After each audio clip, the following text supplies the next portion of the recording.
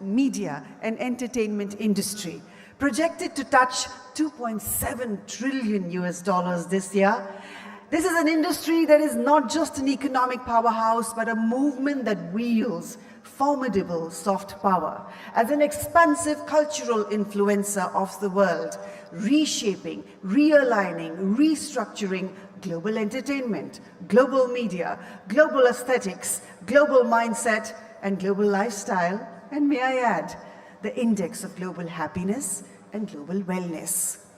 With the unique ability to blend tradition with contemporary, backed by a mammoth talent base, we focus on sustainability, innovation, and inclusivity. The Indian media and entertainment sector is poised, my friends, to shape the future of content creation by producing content that resonates across cultures, and thus we become an indispensable player in the global creative economy. With 2.8 million media professionals creating over 200,000 hours of content annually, India is at the forefront of the global creative economy. The civilization that had been declared as the cradle of the human race is today the studio of the world, creating impactful, mindful, and transformational content and media for the human race. And that is why we at Ficci are excited, enthused, and exhilarated to host the 25th edition of Ficci Frames, Asia's largest annual convention on the business of media and entertainment, and India's emblematic, most significant, definitive, and directive business platform for media and the entertainment industry over the last 24 years. Yes, this year is truly special as we celebrate the Silver Jubilee, 25 glorious and purposeful years of Ficci Frames, ladies and gentlemen, shaping Indian media and entertainment industry with vision, voices and creativity. एक बार फिर से आप सबका हार्दिक स्वागत है. At this milestone occasion, we are happy and we are honored to have with us the imminent presence of leaders from India's media and entertainment world. May I please take this opportunity and welcome them on stage. सबसे पहले जोरदार तालियों के साथ please welcome on the dais Advocate Shri Ashish Meenal Babaji Shelar, Honorable Minister of Cultural Affairs and Information Technology, Government of India. Namaskar, sir. Aaiye, please. I will request you all to first light the lamp, sir, so if you can just move towards the ceremonial lamp if you wish. I'd also like to invite on stage Shri Sanjay Jaju, Secretary, Ministry of Information and Broadcasting, Government of India. Good morning, sir. Very warm welcome to you. Mr. Anant Goenka, Senior Vice President, Ficci, and Vice President of the RPG Group. Please join us on the dais. A very warm welcome to you. Mr. Kevin Vaz, Chairman, Ficci M&E Committee and CEO, Entertainment, GeoStar. Good morning, sir, and a very warm welcome to you. Ms. Sandhya Devanathan, Co-Chair, Ficci M&E Committee and Vice President, India and Southeast Asia, Meta. A very warm welcome to you too. Yes, all of you, please proceed towards the ceremonial lamp. And Mr. Arjun Nohar, Co-Chair, Ficci M&E Committee and Managing Director, South Asia, Warner Brothers Discovery. Mr. Ayushmann Khurrana, Indian actor and Frames Brand Ambassador. Good morning, please join us on stage. Mr. Ashish Kulkarni, Chief Mentor, Ficci Frames and Frame Your Idea, Founder, Punaryug Art Vision. Please, all of you, jointly light the ceremonial lamp. Almighty's first and foremost appearance is in the form of light, which we call Divya Jyotir or divine light. And before we light the oil lamp, we chant the shloka, Shubham Karoti Kalyanam, Arogyam Dhana Sampadaha, Shatru Buddhi Vinashaya, Deepa Jyotir Namostute. I salute the one who is the lamp that brings auspiciousness, prosperity, good health, abundance of wealth, the destruction of the enemy's intellect. आप सबका बहुत बहुत धन्यवाद. Thank you.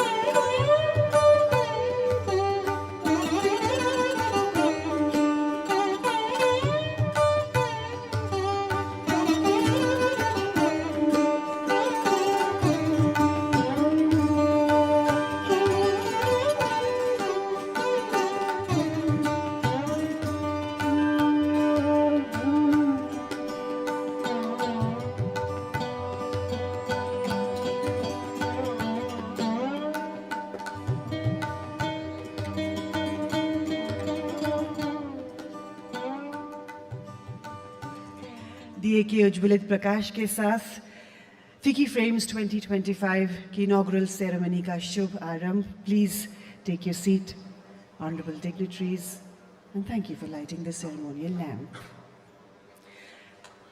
To formally open today's proceedings, may I please invite to the podium Mr. Anant Goenka, SVP Ficci and Vice Chairman RPG Group, to deliver the opening address. Mr. Goenka has been a champion for change as the Senior Vice President of Federation of Indian Chambers of Commerce and Industry, the largest and oldest apex business organization in India. Ladies and gentlemen, please welcome a proud Indian making an impactful contribution to carving the destiny of a new India, Mr. Anant Goenka, who will now render the momentous opening address of Ficci Frames, the 25th Silver Jubilee edition. Aye, please.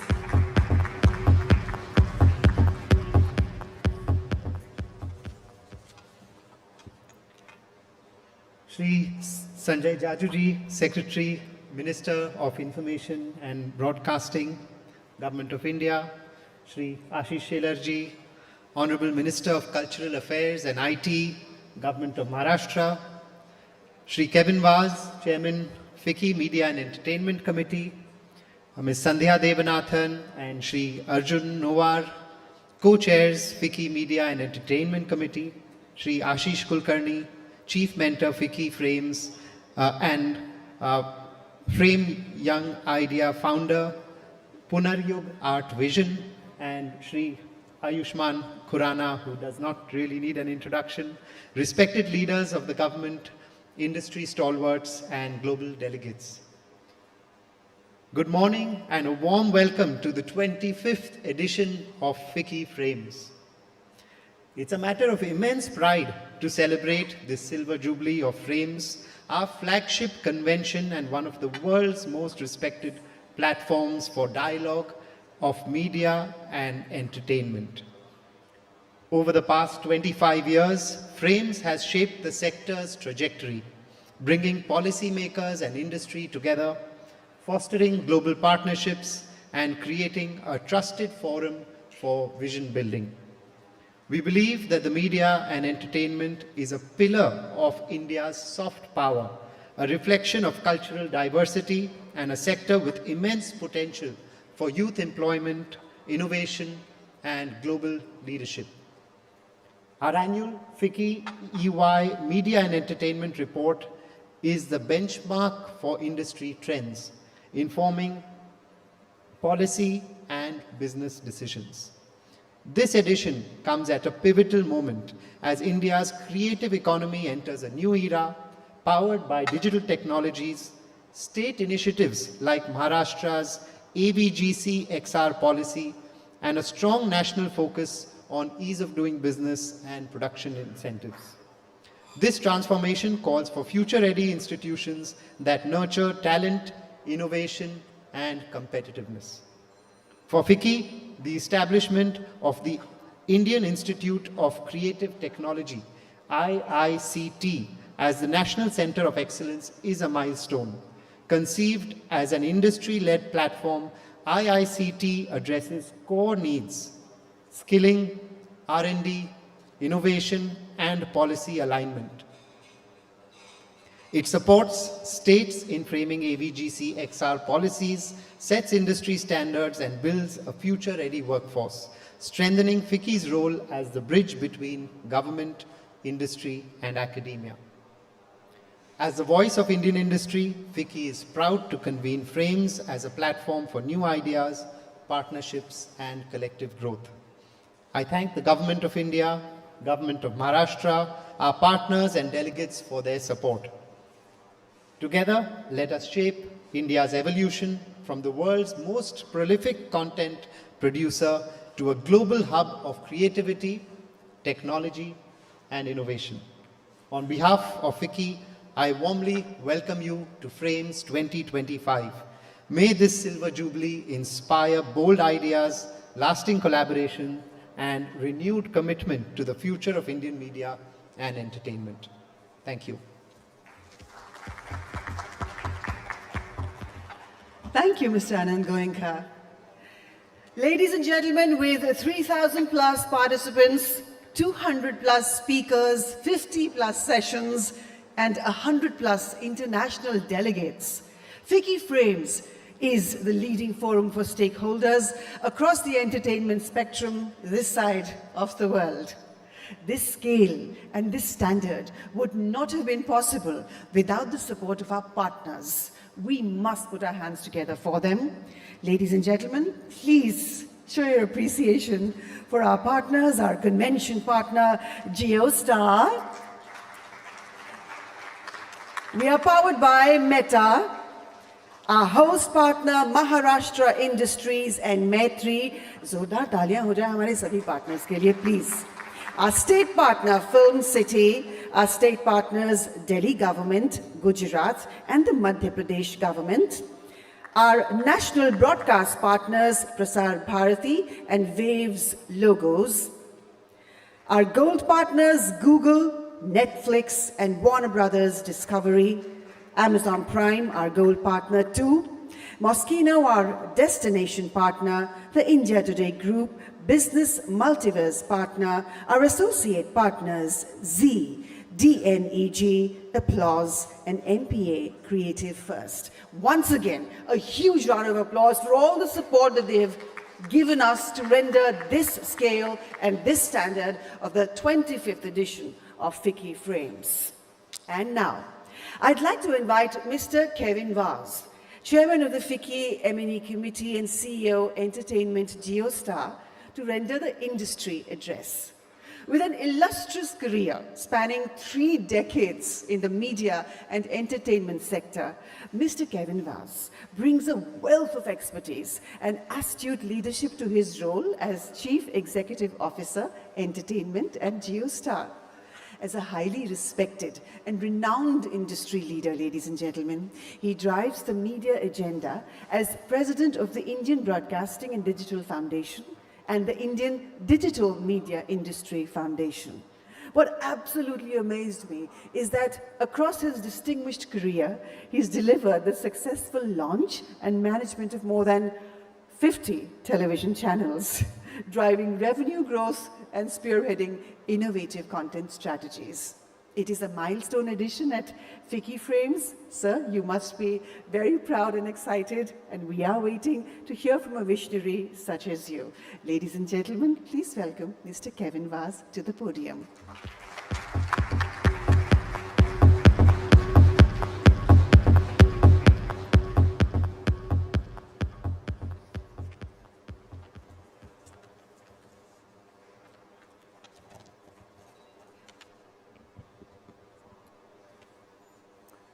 Good morning, ladies and gentlemen, distinguished guests, colleagues, and friends.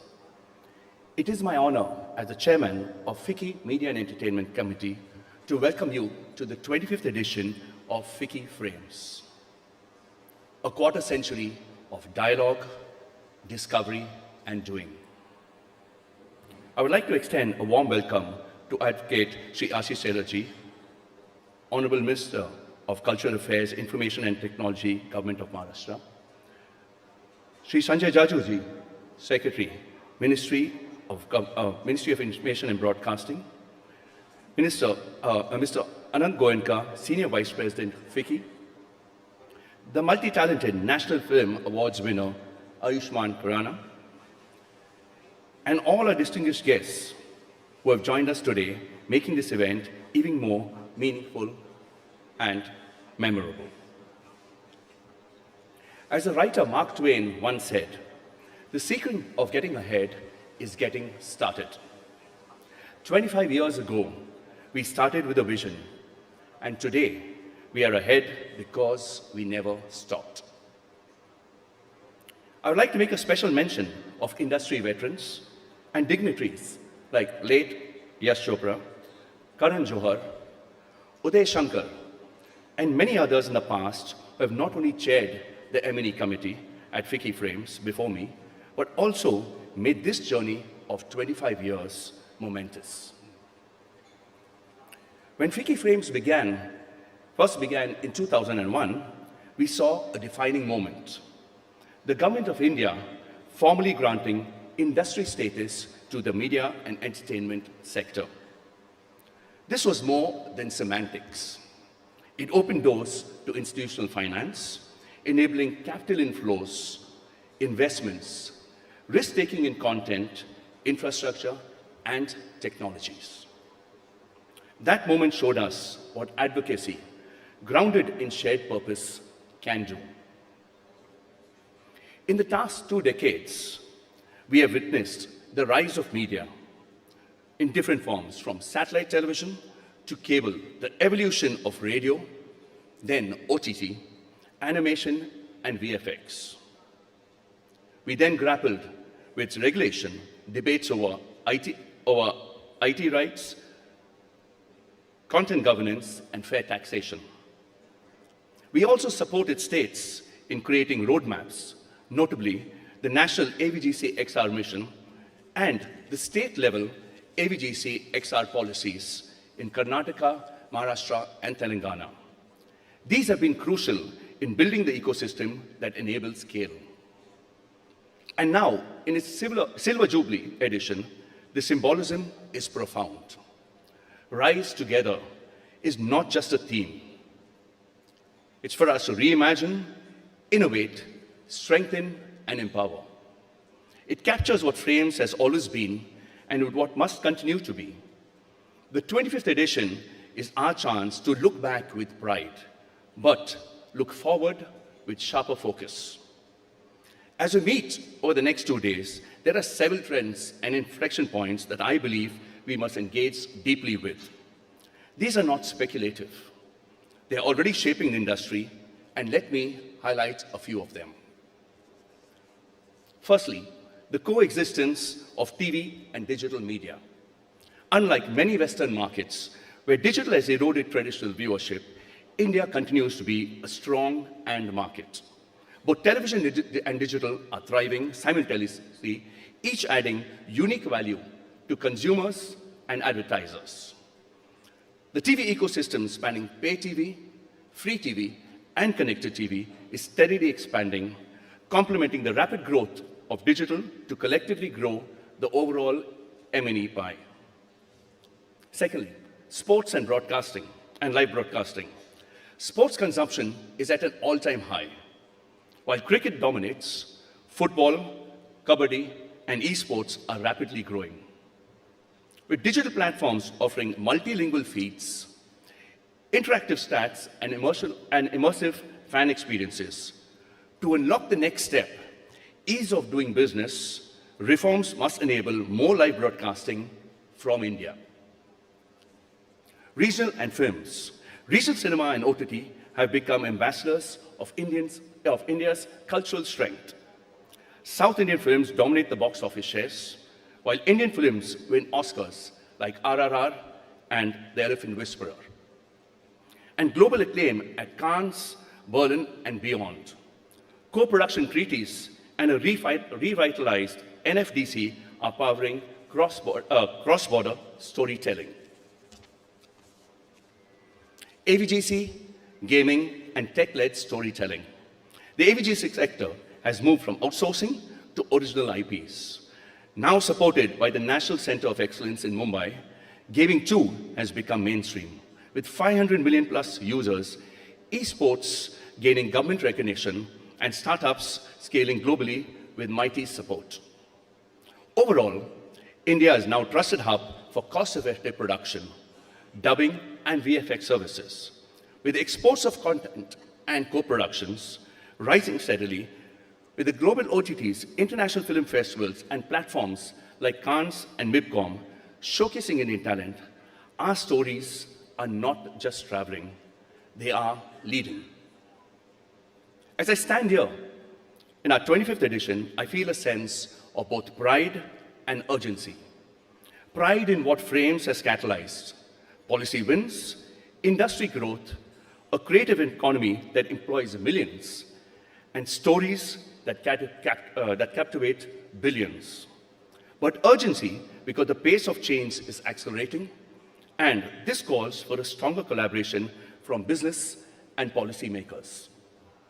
One area where this urgency is most visible is in the regulatory environment. there are several issues that need serious re-examination, regulation being foremost amongst them. The regulatory burden on linear advertising, on linear broadcasting, for instance, has created an artificial price barrier from increased regulatory costs and prevented TV broadcasting from innovating and competing. Forbearance is something that we've always advocated for. And if we are to realize the ambitious growth we envisage for the M&E sector, a light-touch regulatory regime is optimal approach, building on industry best practices and self-regulation. As we chart a road ahead, it is important to align with the Honorable Prime Minister's vision of making India the content hub for the world. Broadcasting is one which alone contributes to nearly 40% of India's M&E industry and is central to realizing this ambition. The growth of broadcasting is therefore paramount for overall vitality and Indian M&E sector. As we acknowledge these challenges, we must recognize the extraordinary opportunity before us. I believe we are in the golden era of Indian media and entertainment. The tools are more powerful, the reach broader, audiences are more diverse, and creativity more irrepressible. The challenge is to ensure that quality matches the ambition, that creators are empowered, and that innovation is inclusive, and that India just doesn't follow global trends, it sets them. Over the next 2 days, I look forward to our deliberations, to reimagine, to innovating boldly, to strengthening our foundations, and to empowering every creator, every technologist, and every voice. Together, we will rise. Before I wind up, I would like to extend a special thanks to a person who's not with us today, couldn't make it here, Ms. Leena Jaisani, Deputy Secretary General, who has been associated with Ficci for over 25 years and has played a key role in making Ficci Frames what it is today. I'd also like to thank my co-chairs, Ms. Sandhya Devanathan and Arjun Novar, for their pivotal roles to bring up such a grand event today. Thank you, and let's make Ficci Frames a milestone that propels the next 25 years and beyond. Thank you.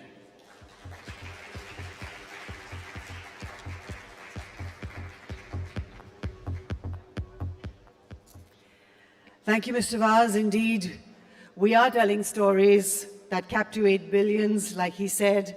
And yes, we are all together headed towards India being a content hub, the vision and, dare I say, the dream of India's Honorable Prime Minister, Shri Narendra Modi ji.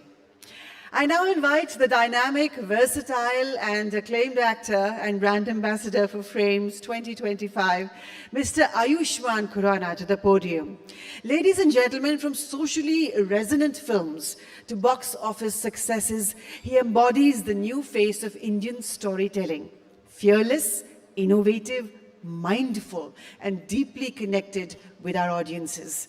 Please welcome an actor on a mission of a higher purpose, Mr. Ayushmann Khurrana.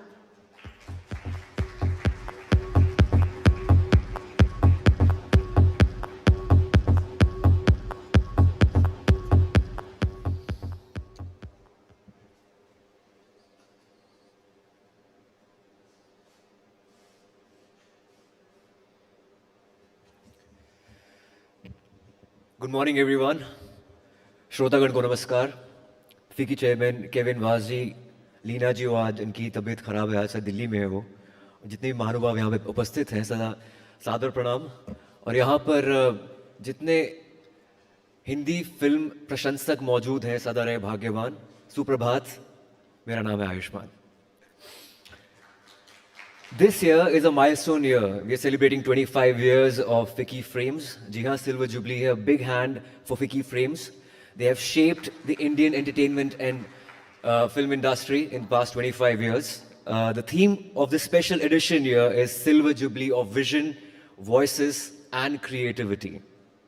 It makes me very proud today to stand here as the ambassador for Ficci Frames, and that has acted as a unifier between all amongst us and bringing all the creative people together under the same roof. As someone who's arrived to Mumbai from Chandigarh, with dreams in his eyes. I think it's a great moment for me right now.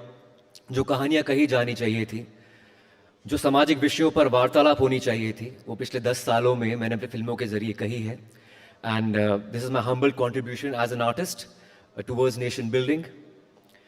Today, Indian stories and talents are bringing us global recognition, with Ficci at the forefront, acting as a catalyst for change. We have more than billion stories to tell, and today is our time. 25 साल हो चुके हैं, 250 से अधिक और जीने हैं. A blessing for long life for Ficci Frames. Ayushman Bhava.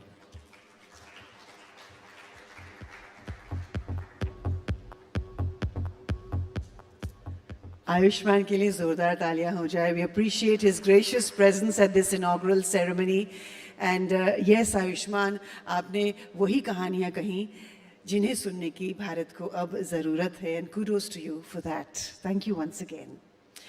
It is now my privilege to welcome Shri Sanjay Jaju, Secretary, Ministry of Information and Broadcasting, Government of India, to deliver the keynote address. He's worked in India, across India's landscape, serving in diverse areas of administration such as defense, urban, infrastructure, civil supplies, education, tribal welfare, information technology. Sir has been conferred the prestigious Prime Minister's Award for Excellence in Public Administration, ladies and gentlemen. Yeah.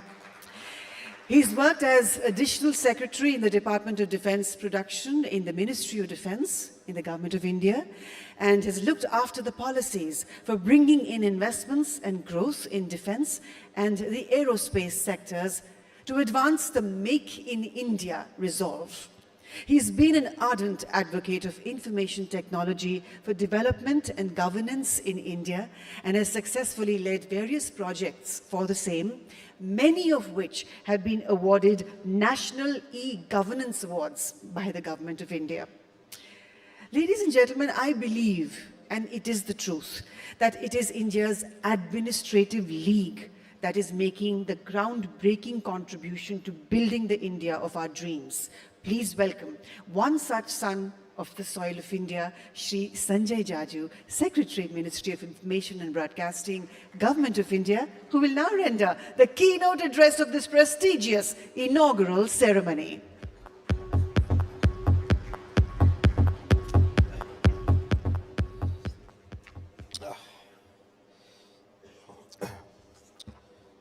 Honorable Minister for Cultural Affairs, Information Technology, Government of Maharashtra,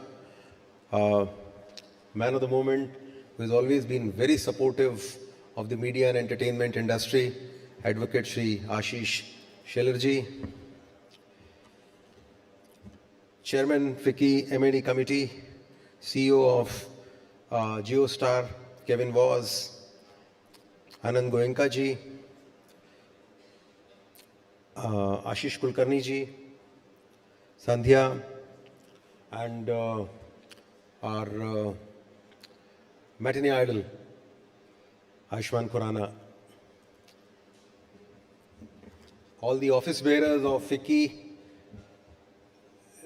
members of the industry, leaders, partners, creators, friends from the media, ladies and gentlemen. Namaskar. Good morning, each one of you.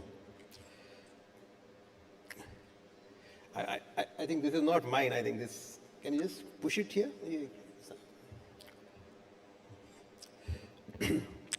Friends, it's indeed it's a privilege that I'm here standing before you at the 25th edition of Ficci Frames. And last year when I joined this ministry, I had the occasion to be part of Ficci Frames, I think within a fortnight. And believe me, Ficci Frames was the moment of learning for me, and the seeds of waves were actually sown here in Ficci Frames. I still remember we're sitting here and we're looking at creating this mega movement which Honorable Prime Minister Narendra Modi ji had envisioned in the year 2019. And then we started doing the building blocks, and eventually we could deliver waves. And our Honorable Prime Minister, during waves, made a very important observation. Call it observation, call it a call to action, but what he actually said is very profound.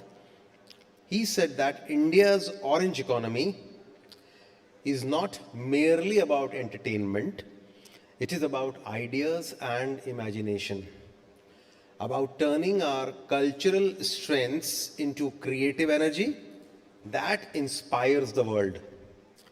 I don't know, that's how,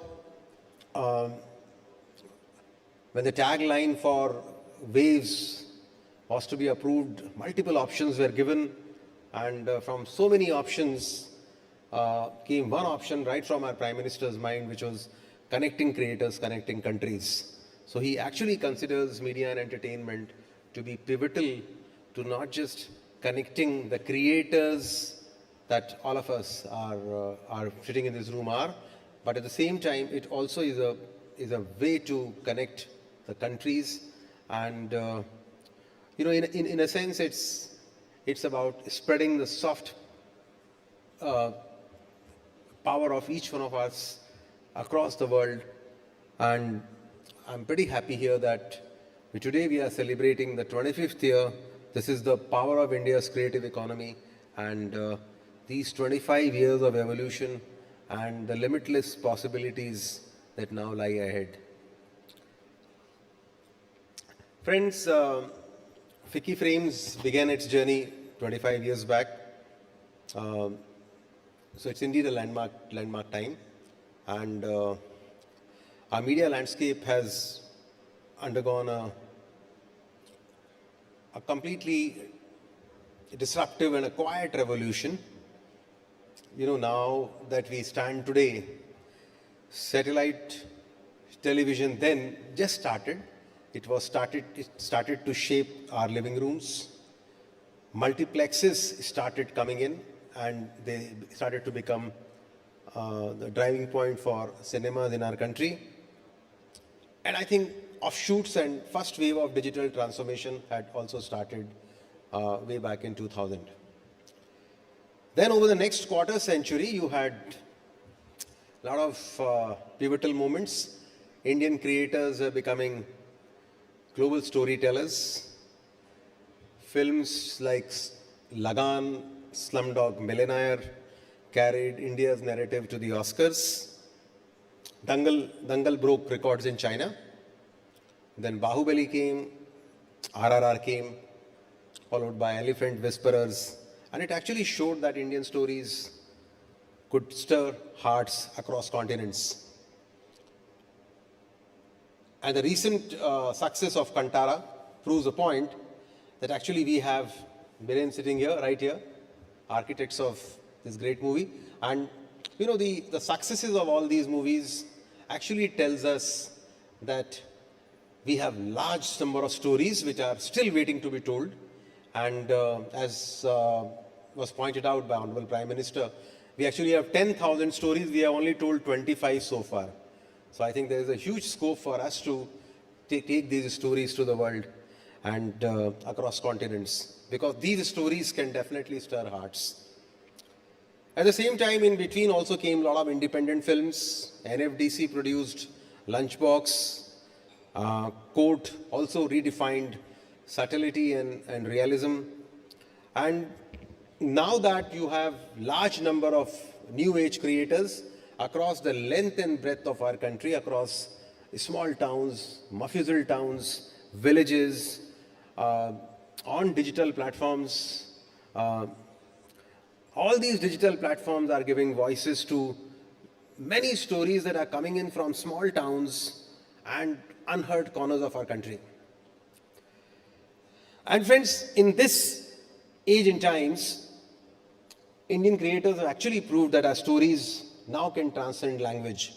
We have a huge linguistic diversity, large number of languages, and now you have stories being told in multiple languages, because one language that is common across human civilization is the language of emotions, which is what all these stories convey.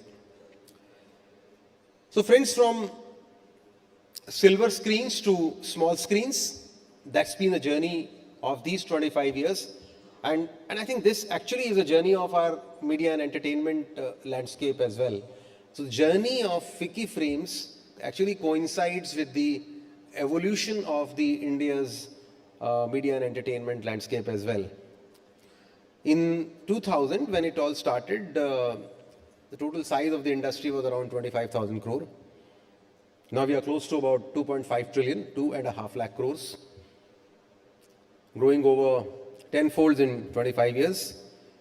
And this growth has actually been powered by creativity, technology, and the entrepreneurial spirit of all our young people. And film and television still remain the backbone of the sector, and the reach is huge. 80 crore people every day. That's the reach. I don't think any other country in the world, any other nation in the world would be able to cover these numbers. Digital media has actually become the fastest growing segment, growing at almost twice the rate at which our economy grows. And it's also driven by the world's most affordable data and a mobile-first country, mobile-first population. Music and radio, you're there, Aishman. Radio still continue to unite the nation, from playlists on streaming apps to local community radio stations. It still has huge following. On the other side, you have the print media. Despite this huge digital onslaught, but print media still remains credible and resilient. Arun Puri ji is sitting right here, and print media still remains the backbone for any credible information that we intend to obtain. The AVGC XR segment, the animation, visual effects, gaming, comics, extended reality sector, is emerging as the next frontier. And it's growing at a very handsome 30% annually. Honorable Prime Minister also spoke about the concerts economy and is laying a huge emphasis on creating a vibrant concerts economy sector. In fact, we're looking at doubling the concert economy, and we have a lot of our icons who are now performing globally, likes of Diljit Singh, Arijit Singh. They're performing to packed stadiums worldwide. A lot of concerts happening, which has huge direct and indirect impact on the economy. And I think that's one segment which I think again deserves our attention. And we're trying to do a lot of things to ease the process of setting up concerts in our country. Friends, this sector is huge. This employs more than 8 million people directly. And believe me, it will be like millions of people indirectly. From a cinema hall to a club boy, from a cable operator to a stringer on the road. We have a large number of people dependent on this sector, not just for information, but this sector is equally important for the economy of our country. So it's actually not an industry. While this was the main demand when Ficci Frames started, and believe me now, it has the stature, it has all the designs and makings of an industry, but actually this is the ecosystem of dreams that brings together art, technology, and above all, aspirations. So friends, India is one of the largest content creators. Our content travels to over 200 countries. Thanks to all our partners here, Netflix, Amazon, Amazon Prime, JioStar. All this content is now moving across the world, crossing streams, crossing waves, and it's getting subtitled, it's getting subtitled in multiple languages, getting dubbed in multiple languages. And I think all this is ensuring that our stories get the medium it deserves. And it's also helping us, carry our soft power. Soft power in terms of the stories that we have, the stories of yoga, the stories of dance, stories of our past, stories that can connect people and connect civilizations. So where are we now? I mean, what are the challenges that lie ahead of us? I think importantly, it will always be to balance growth with responsibility, because this segment is not just about making money. It's about, creating mind spaces, forming opinions. It's important that this growth comes with great responsibility. As they say, Sanskari OTT is considered as an important aspect of our lives, and to that extent, the creative economy does stand at crossroads. It also requires a lot of collective action. There are issues. There are issues of platforms, fair distribution of revenues, so that the content creators get their due. There are issues in terms of misinformation and fake news, because this does erode public trust. And a lot of us have opinions on this matter, but I think I can tell you that fundamental right of expression under Article 19(1) lies at the heart of our Constitution, and all of us know how powerful this is, and it's important that it does not get eroded because of some people trying to monetize that content and generating clickbait and fake material on the net.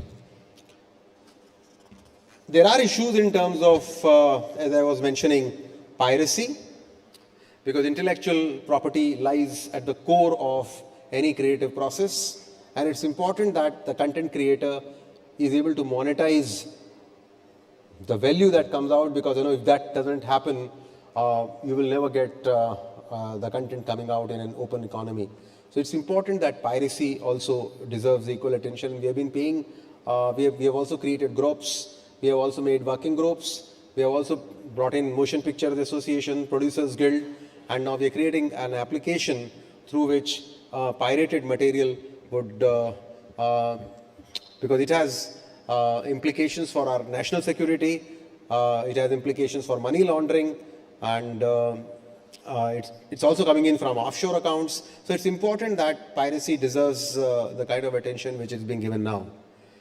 And while I cited all these concerns, believe me friends, these are not obstacles, these are only reminders that our creative process should grow, but should also grow responsibly.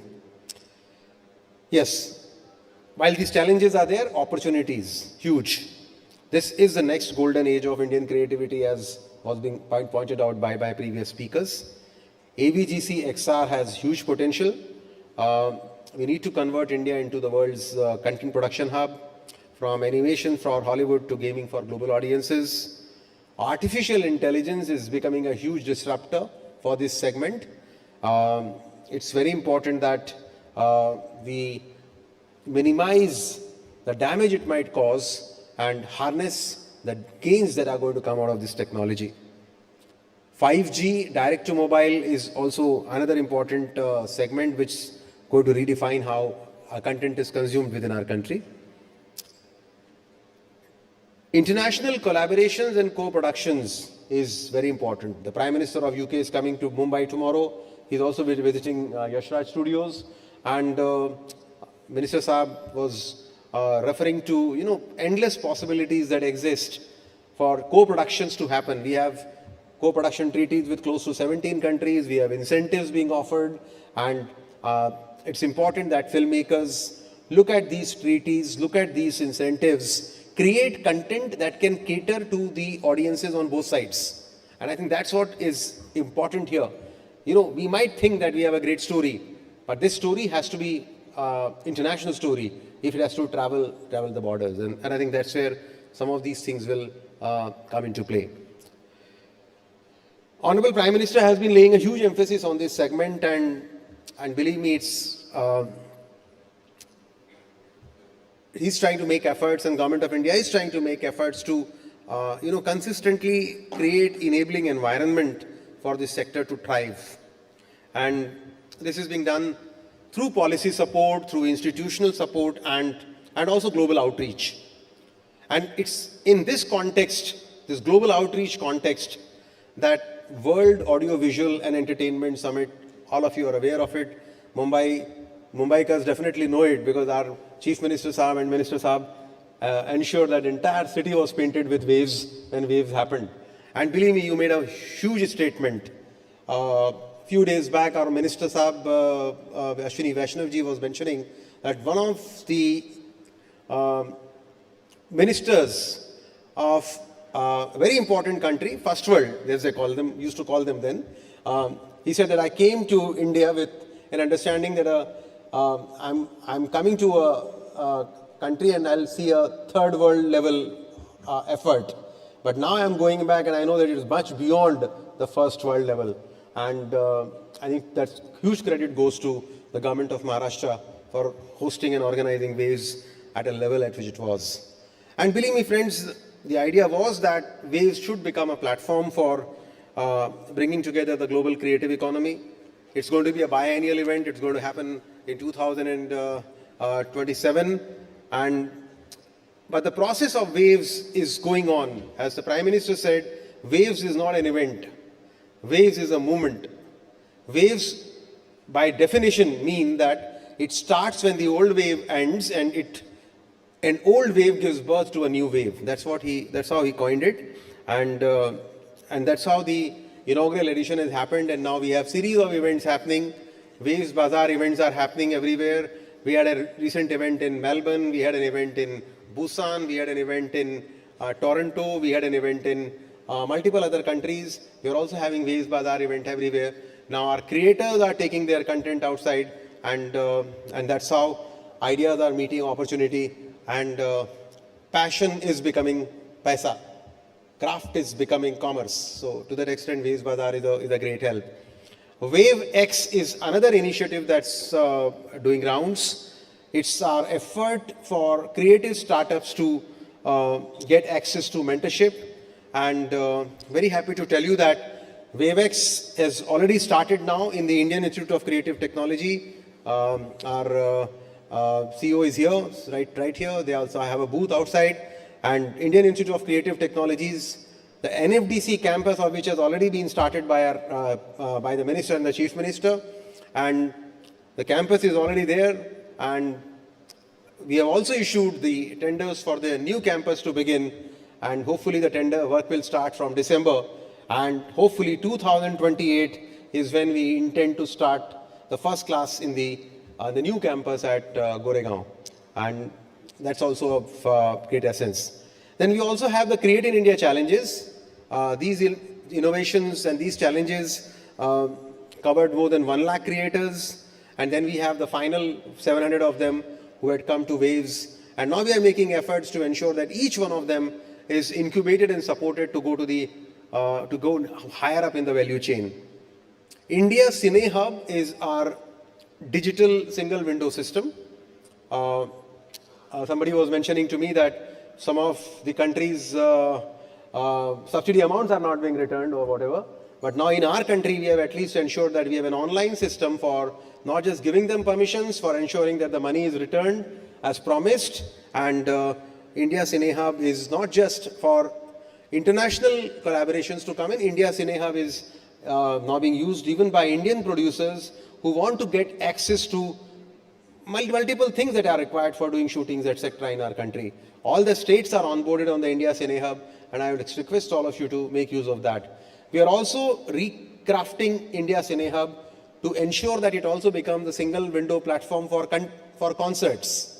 Because you also require multiple permissions for concerts. That's one area which requires a lot of reforms. So we are going to be starting the beta version by October end, so that we don't lose this concert seasons which starts from November.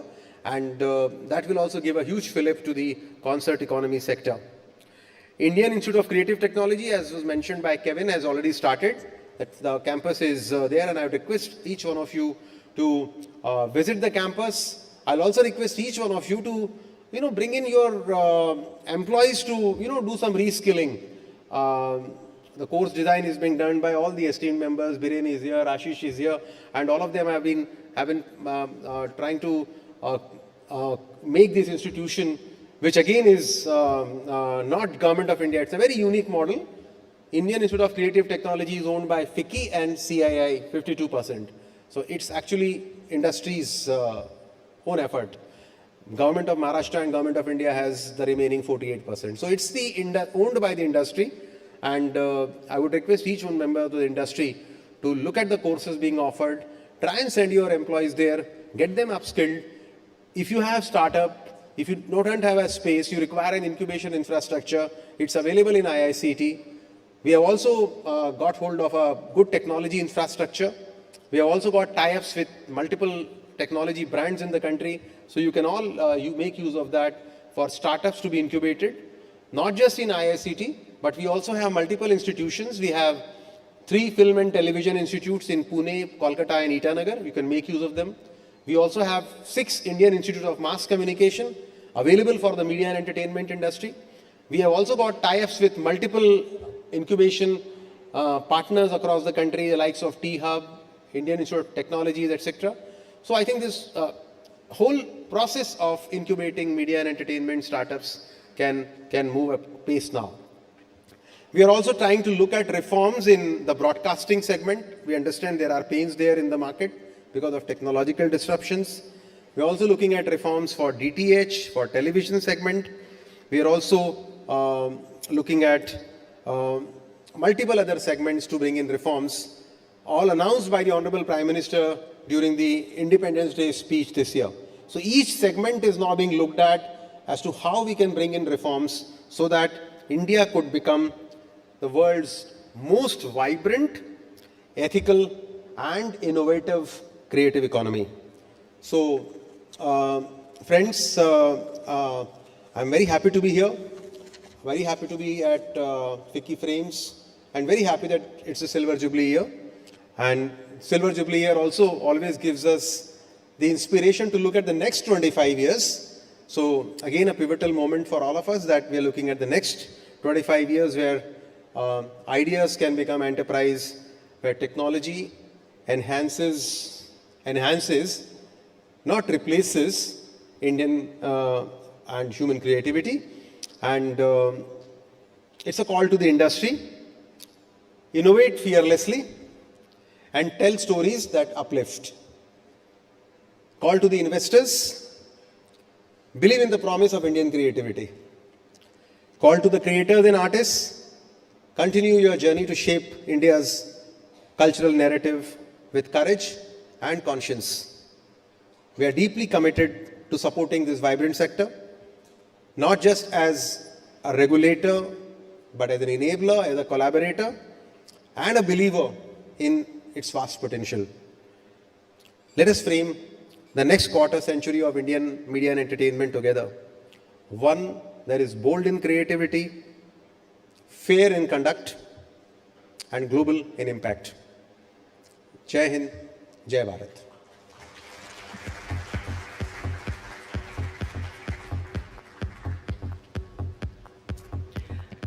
Thank you, sir, for that expansive and deeply insightful address. Thank you very much. May I now request Advocate Shri Ashish Meenal Babaji Shelar, Honorable Minister of Cultural Affairs and Information Technology, Government of Maharashtra, to kindly deliver the ministerial address.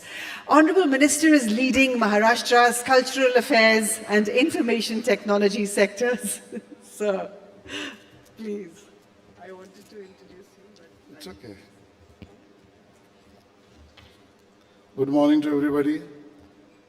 Distinguished guests, Secretary Jaju ji, Ficci Chairman Harsh Vardhan ji, Kevin Vaz ji, Anand Goenka ji, Ayushman Khurana ji, ladies and gentlemen, Ashish Kulkarni ji, Arun Puri ji, Sandhya ji, Namaskar.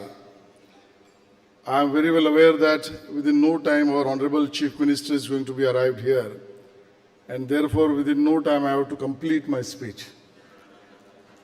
I am honored to welcome today in my twin capacity city Mumbai to all of you as a Guardian Minister and Maharashtra's Culture Minister to this Ficci Frames 2025 conference, which celebrated its 25th year of journey today, and the continued rise and growth of India's global trend setting media and entertainment industry. I congratulate Team Ficci for this pioneering initiative and carrying forward this initiative year after year. I welcome you all to our pulsating city of dreams, Amchi, Mumbai, where all of us gather as torchbearers of creativity, innovation, and cultural renaissance. I extend a warm welcome to the international delegates, along with our industry leaders, storytellers, producers, technologists, and policymakers, who have converged here to celebrate this year's theme of vision, voices, and creativity. Over the past 25 years, Ficci Frames have emerged as Asia's premier platform for media entertainment and fostering dialogues that have shaped India's media and entertainment industry and lighting our multi-billion-dollar media entertainment industry sector. In Maharashtra alone, the media entertainment sector contributes over 2 lakh crore to our GDP, employing millions and exporting our narratives to every corner of the globe. But we stand at a pivotal crossroads. The rise of AI, virtual reality, streaming platforms demands that we reimagine our thinking and thought process for the entertainment and social impact.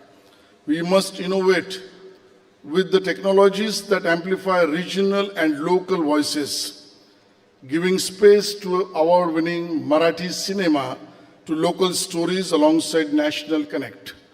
We need to strengthen the collaborations that bridge urban studios with rural talents, imbibing creativity in every frame, and above all, empowering the next generation and our young directors, writers, and animators who are ready to script India's next chapter on the world stage. The government of Maharashtra is committed to supporting the growth of our media and entertainment industry.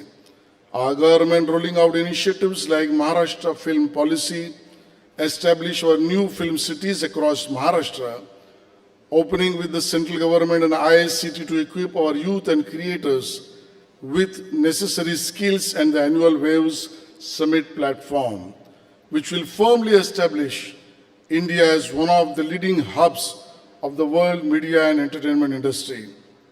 I am confident that the coming years, the initiatives like this and the energy of our industry will see India rise as world's leading creative economies, and that Ficci Frames 2025 will not just an event, but a forum that elevates India's creativity, voice to unparalleled heights. I welcome and thank you all once again and joining us here today. Jai Hind, Jai Maharashtra.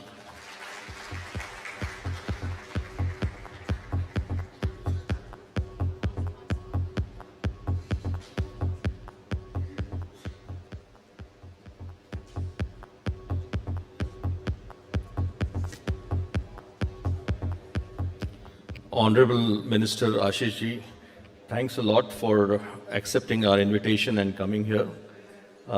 Thank you, Sanjay Jaju sir, for all the leadership and the encouragement you keep on giving us.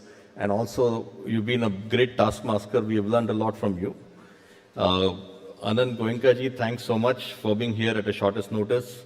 Kevin Vas sir, Sandhya, and Arjun Nohar ji, thanks a lot for guiding us on all the walks of our journey.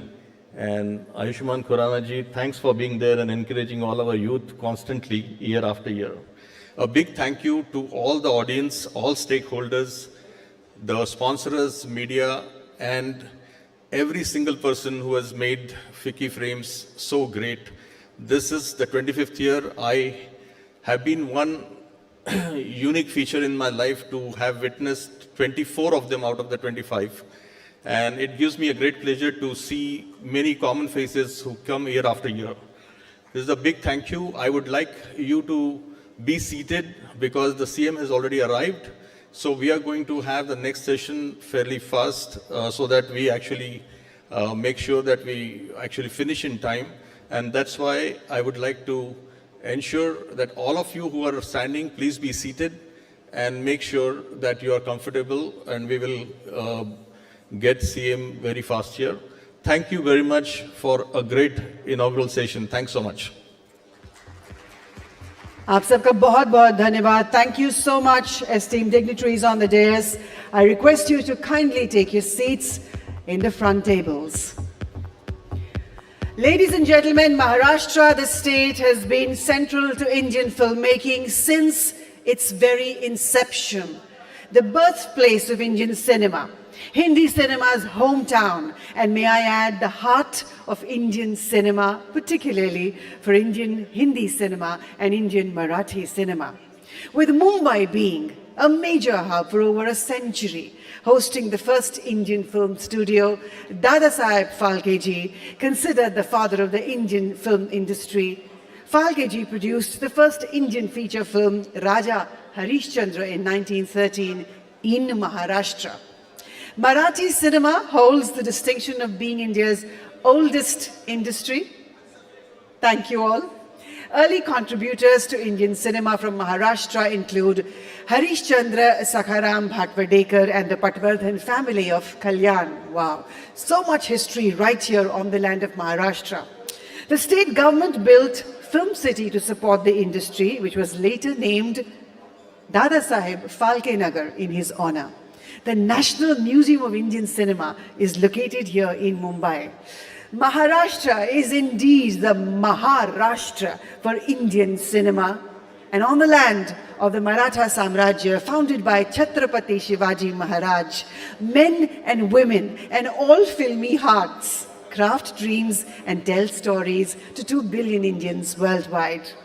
Indian cinema के जादू ने महाराष्ट्र की धरती पे जन्म लिया और आज भी more than a century later इसी धरती से फिल्म मेकर्स दुनिया भर में इंडियन सिनेमा और इंडियन कल्चर का जादू बिखेर रहे हैं.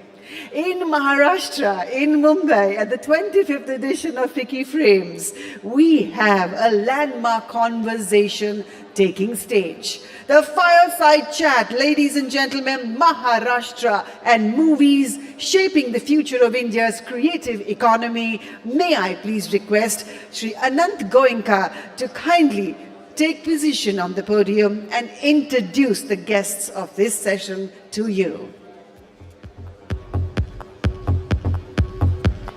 And ladies and gentlemen, may I request each one of you to please quickly settle down. Take your seats. Please, ladies and gentlemen. We will take just about 30 seconds to reset the stage. We are expecting the Honorable Dignitary, Honorable Chief Minister Maharashtra any moment in this main function hall. Please, aap sab apna apna sthan grahan kar lein. Please settle down, take your seats.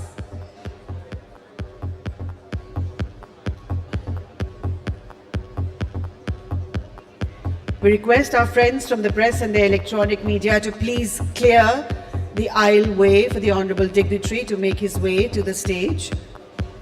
And aap sab, please settle down, take your seats.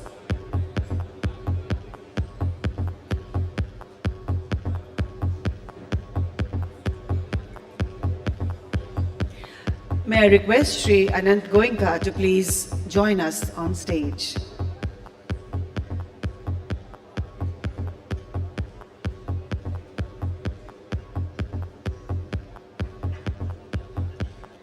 In just a short moment from now, we will have Honorable Chief Minister with us in this main function hall at the inaugural ceremony of the 25th edition, the Silver Jubilee of Vision, Voices and Creativity.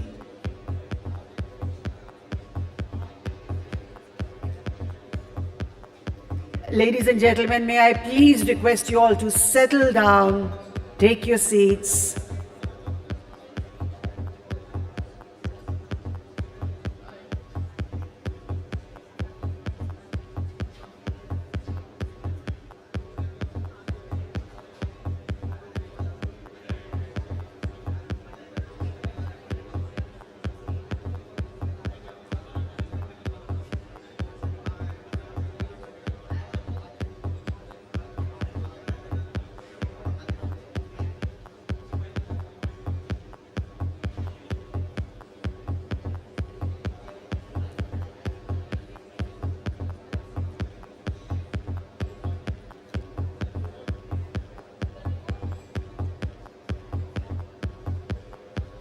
This is a much-awaited conversation on the agenda of Ficci Frames 2025.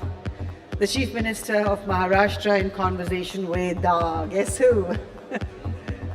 This is one conversation that I'm waiting to hear. Maharashtra and movies, if I may say, a marriage made in heaven.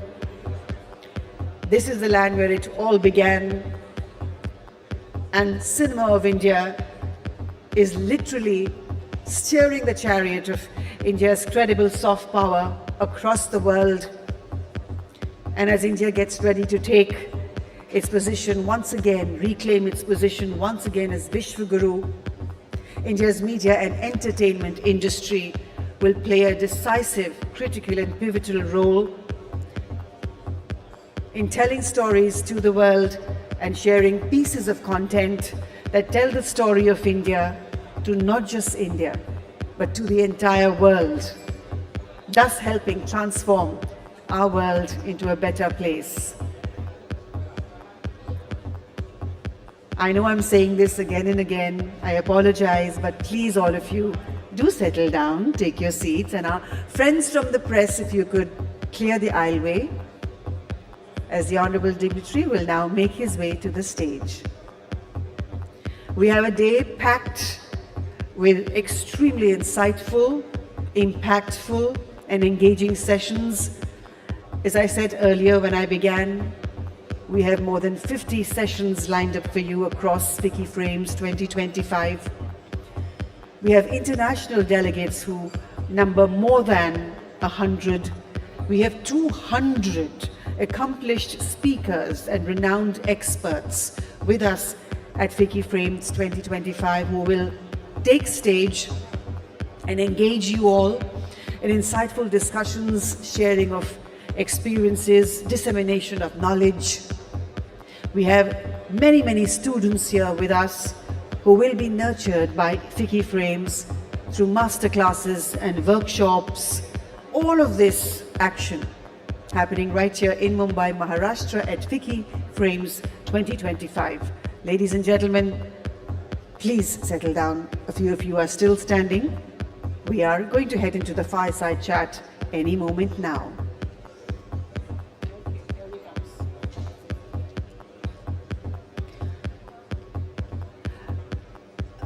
May I please invite on stage Shri Anant Goenka to introduce the Honorable Dignitary and the man in conversation with him at the fireside chat at Ficci Frames 2025.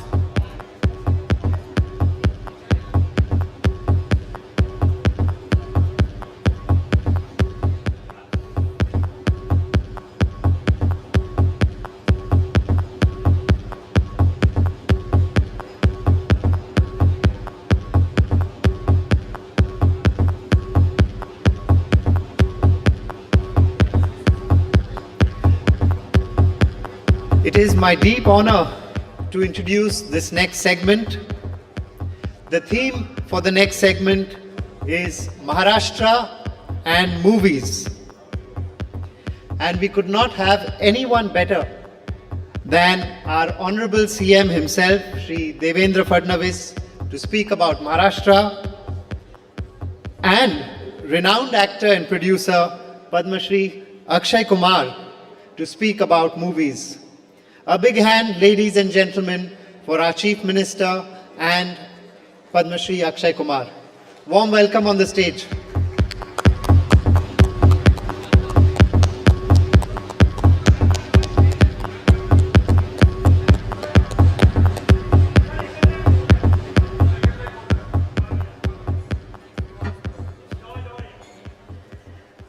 We'll give our friends from the press and the electronic media just a few seconds to take their shots. Ladies and gentlemen, meanwhile, all of you, please put your hands together in a resounding round of applause for the Honorable Chief Minister of Maharashtra, Shri Devendra Fadnavis ji. Thank you, sir, for your gracious presence at Ficci Frames 2025. Also, please put your hands together for one of India's most acclaimed actors, Akshay Kumar, in the house at Ficci Frames. Ladies and gentlemen, welcome him too with a heartful round of applause. Akshay ji, I now hand this over to you.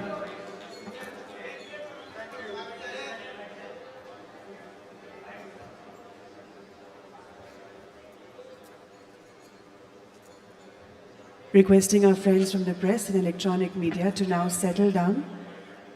We'd like to start the fireside chat.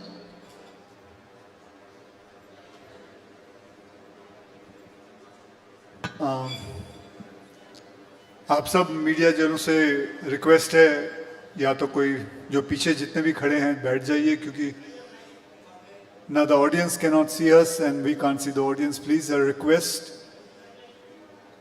माझा 2 जण अभी भी खडे, मी मराठीमध्ये सांगतो बसा की. Ma'am आप भी बैठ जाइए. Thank you.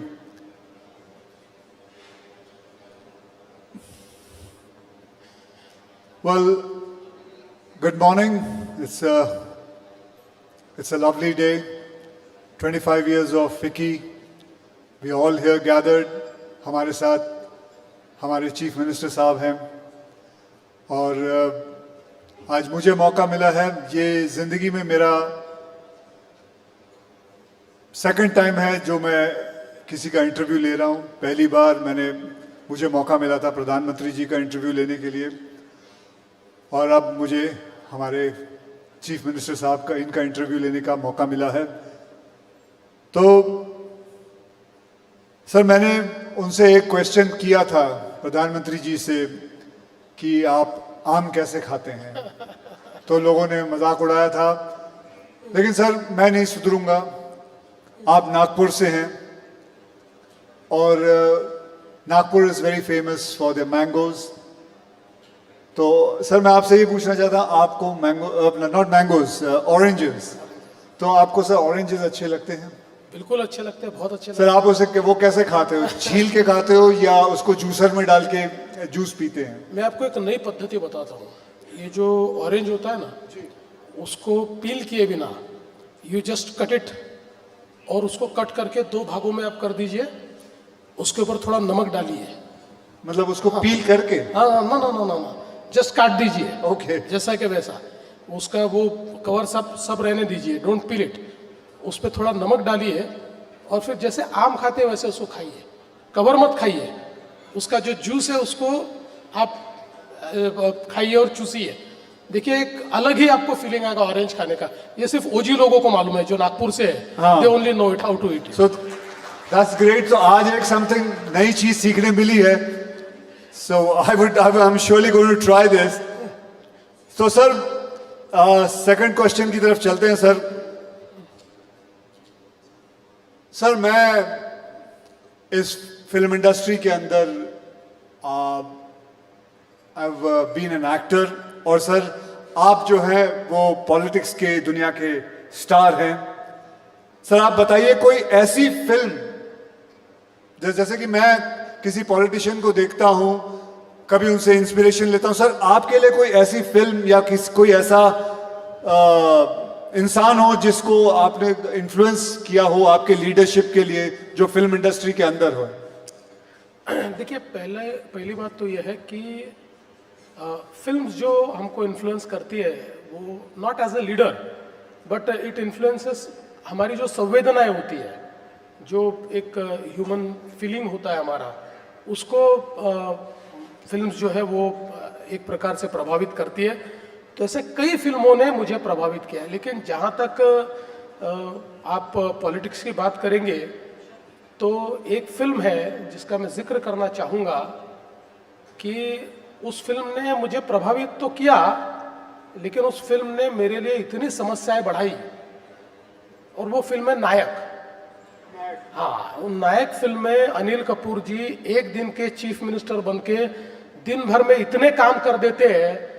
तो मैं कहीं पर भी जाता हूं तो लोग मुझे कहते हैं नायक जैसा काम करो. देखो, एक दिन में कितना उन्होंने कर दिया, कैसे एक दिन में उन्होंने दुनिया बदल दी. तो मुझे एक दिन अनिल कपूर जी मिल गए. मैंने उनको कहा, क्यों बनाई हुई नायक? आप नायक और हम नालायक, ऐसा लोगों को लगने लग गया. एक दिन में इतनी सारी चीजें कैसे आपने कर दी उसके अंदर. तो मुझे ऐसा लगता है कि एक बेंचमार्क सेट करने का काम उसने किया है. बट अदरवाइज मुझे ऐसा लगता है कि फिल्मों ने एज ए ह्यूमन मेरी फीलिंग्स को शेप करने के लिए, मेरी इमोशंस को शेप करने के लिए, और हमेशा चूंकि कोई भी फील्ड ऐसा होता है कि जिस फील्ड में आप बार बार अगर कोई काम करते रहते हो तो कई बार आपकी इमोशंस जो है वो थोड़ी डीम होती है जी। थोड़ा आप यूज्ड टू हो जाते हैं, तो उन इमोशंस को जिंदा रखने का काम ये फिल्मों ने किया है। और मैं ऐसा मानता हूं कि फिल्म देखने के बाद मैं वही एक नॉर्मल आदमी बन जाता हूं जो मैं सालों से हूं। सर आपने जैसे बताया कि नायक फिल्म के अंदर अनिल कपूर जी एक दिन के लिए चीफ मिनिस्टर बन जाते हैं। सर अगर आपको मैं पूछूं कि एक दिन के लिए आप फिल्म के एक डायरेक्टर बन जाएं और फिल्म का नाम हो महाराष्ट्र, तो पहला सीन आप क्या पिक्चराइज करेंगे? मुझे ऐसा लगता है कि अगर महाराष्ट्र पे फिल्म बनती है तो पहला सीन होगा जिसमें छत्रपति शिवाजी महाराज ये राज्याभिषेक के लिए बैठे होंगे और इतने सालों की गुलामी के बाद फिर एक बार स्वराज्य का निर्माण, यही उसका पहला सीन होगा। तो सर मैं आपसे एक और चीज पूछना चाहूंगा, जैसे बॉलीवुड में हमारी हिंदी फिल्म इंडस्ट्री में रियल हीरोज दिखते हैं, आपके हिसाब से पॉलिटिक्स के रियल हीरो कौन है?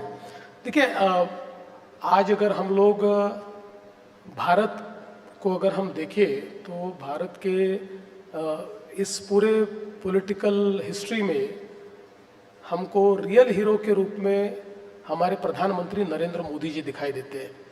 और वो इसलिए दिखाई देते हैं कि he has walk the talk. जो चीज़ें हम लोग कहते थे, भारत से गरीबी हटाओ का नारा ये लगातार लगता रहा, लेकिन 10 साल में 25 करोड़ लोगों को गरीबी से बाहर निकालने का काम ये मोदी जी ने करके दिखाया। हम लोग फ्रेजाइल 5 इकोनॉमी से फर्स्ट 5 इकोनॉमी में आए। अब हम दुनिया की चौथी सबसे बड़ी अर्थव्यवस्था बन गए, जल्दी ही तीसरी सबसे बड़ी अर्थव्यवस्था बन रहे। आज चाहे वो टेक्नोलॉजी का क्षेत्र हो, चाहे वो डिफेंस मैन्युफैक्चरिंग का क्षेत्र हो, चाहे वो एवीजीसी का क्षेत्र हो, हर क्षेत्र में भारत वर्ल्ड से कॉम्पीट कर रहा है। तो मुझे ऐसा लगता है कि हमेशा हम लोग जब छोटे थे तब से हम कितने महान थे इसकी कहानियां सुनते आए, लेकिन हम महान कब बनेंगे ये हमको कोई बताता नहीं था। Now we know that we are on the path. 2047 में विकसित भारत, ये महान भारत का चित्र अब हमारे सामने है और उस चित्र को लाने वाले हमारे प्रधानमंत्री नरेंद्र मोदी जी हैं। बहुत खूब सर, बहुत बढ़िया सर, बहुत बढ़िया। तो सर बताइए, आज ये फिक्की का प्रोग्राम है तो इसके अंदर एक ऐसा प्रश्न पूछना चाहता हूं सर आपको कि अगर आपको एक एलिवेटर पिच यानी कि एक क्विक लेकिन जबरदस्त पिच देनी हो कोई इंटरनेशनल स्टूडियो को महाराष्ट्र में बिजनेस करने के लिए, तो वो पिच क्या, वो क्या बात आप उनको कहेंगे कि वो इंटरनेशनल स्टूडियो यहाँ आए? मैं उनको ऐसा कहूँगा कि महाराष्ट्र में इतनी बड़ी लीगेसी है कि हमने दादा साहब फाल्के से लेकर तो आज के कंटेंट क्रिएटर तक जो हमारी ओजी पोजीशन है वो कभी छोड़ी नहीं है। और इसलिए महाराष्ट्र ही ऐसी जगह है जो इन रियल सेंस एक एंटरटेनमेंट का कैपिटल है, ये कंटेंट का कैपिटल है। और इसलिए if somebody wants to come, somebody decides to come, they should come to Maharashtra, क्योंकि यहाँ पर केवल इकोसिस्टम नहीं है, यहाँ पर वाइब्रेंसी है, यहाँ पर लोग ऐसे हैं कि जिन्होंने सिनेमा को जिया है, जिन्होंने सिनेमा के जो अलग अलग एंगल्स होते हैं, सिनेमा में जो अलग अलग रोल्स होते हैं, बिहाइंड द सीन जो रोल्स होते हैं, इन सबको जीने वाली पीढ़ियां ये महाराष्ट्र में मौजूद है। इसलिए आप महाराष्ट्र आइए, ये मैं पिच करूंगा। सर मैं आपको बताऊं, 4 दिन पहले मैं कोलाबा जा रहा था जू से और मैं करीबन 35 मिनट में पहुंच गया। And that is due to the infrastructure what you have created in Maharashtra. मुझे याद है कोलाबा में शूटिंग होती थी, मैं जू पे रहता हूँ, मैं शेव करके निकलता था, वहां पहुंच के मुझे फिर शेव करना पड़ता था, इतना वक्त लग जाता था। तो अब मैं बहुत जल्दी पहुंचने लग गया हूं। आपने साउथ बॉम्बे पहले अलग होता था, नॉर्थ बॉम्बे अलग होता था, आपने इन दोनों बॉम्बे को मिला दिया, दोनों मुंबई को मिला दिया, and now we are one Mumbai because of the infrastructure what you have created. तो ये इस पे तो आपने सर इतना बढ़िया काम कर रहे हो और हो रहा है। सर मेरी एक आपसे दरखास्त है, आपकी जो दृष्टि है हमारे फिल्म सिटी जो गोरेगांव में है, करीबन 550 एकड़ जमीन है, सर उस पे दृष्टि डालें, उसको भी जिस हिसाब से आपने मुंबई को चेंज किया है, मैं आपसे दरखास्त करूंगा उसको भी चेंज करें। सो उसके बारे में कुछ आप कहना चाहेंगे? नहीं, बिल्कुल आपने बहुत ही अच्छी बात कही है। देखिए, एक रिग्रेट जो मेरा है अपने लिए वो ये है कि during my tenure between 14 and 19 मेरी बड़ी इच्छा थी कि मैं फिल्म सिटी को एक बहुत ही वाइब्रेंट इंटरनेशनल फिल्म इकोसिस्टम में परिवर्तित करूं, और हमने काफ़ी प्लानिंग भी किया, डिज़ाइनिंग भी किया, काफ़ी हम लोगों ने फिल्म फ्रेटर्निटी के लोगों से बातचीत भी करके एक उसका बड़ा अच्छा प्लान भी तैयार किया, but somehow due to various reasons we could not execute it. So मतलब मैंने हाथ में लिए और एग्जीक्यूट नहीं हुए ऐसे 2 या 3 ही प्रोजेक्ट है, उसमें से ये एक प्रोजेक्ट रहा है। लेकिन नाउ इन दिस रेजिम ये मैंने तय कर लिया है कि इस फिल्म सिटी को एक वर्ल्ड क्लास, टॉप क्लास जो फिल्म इकोसिस्टम है उसमें हम लोग कन्वर्ट करेंगे। वैसे भी अब हमारी फिल्म सिटी में IICT आ रहा है, तो Indian institute of creative technology, और उसके साथ साथ अभी बहुत अच्छे स्टूडियोज जो स्टेट ऑफ आर्ट है, जो क्योंकि फिल्म मेकिंग तो पूरा बदल रहा है अभी, VFX के कारण बहुत सारी चीज़ें बदल रही है, पोस्ट प्रोडक्शन और एडिटिंग में बहुत बड़े पैमाने पर बदलाव आ रहा है। AI भी बहुत मुझे ऐसा लगता है कि फिल्म्स को प्रभावित कर रहा है, लोकेशंस कहीं पर भी क्रिएट की जाती है, ये जो हमारा हरा पर्दा होता है ये हर चीज़ को बदल देता है। तो ये सारी चीज़ों को अकाउंट फॉर करने वाला एक इकोसिस्टम हमको तैयार करना है, और उसके लिए हम लोगों ने ऑलरेडी तैयारी कर दी है।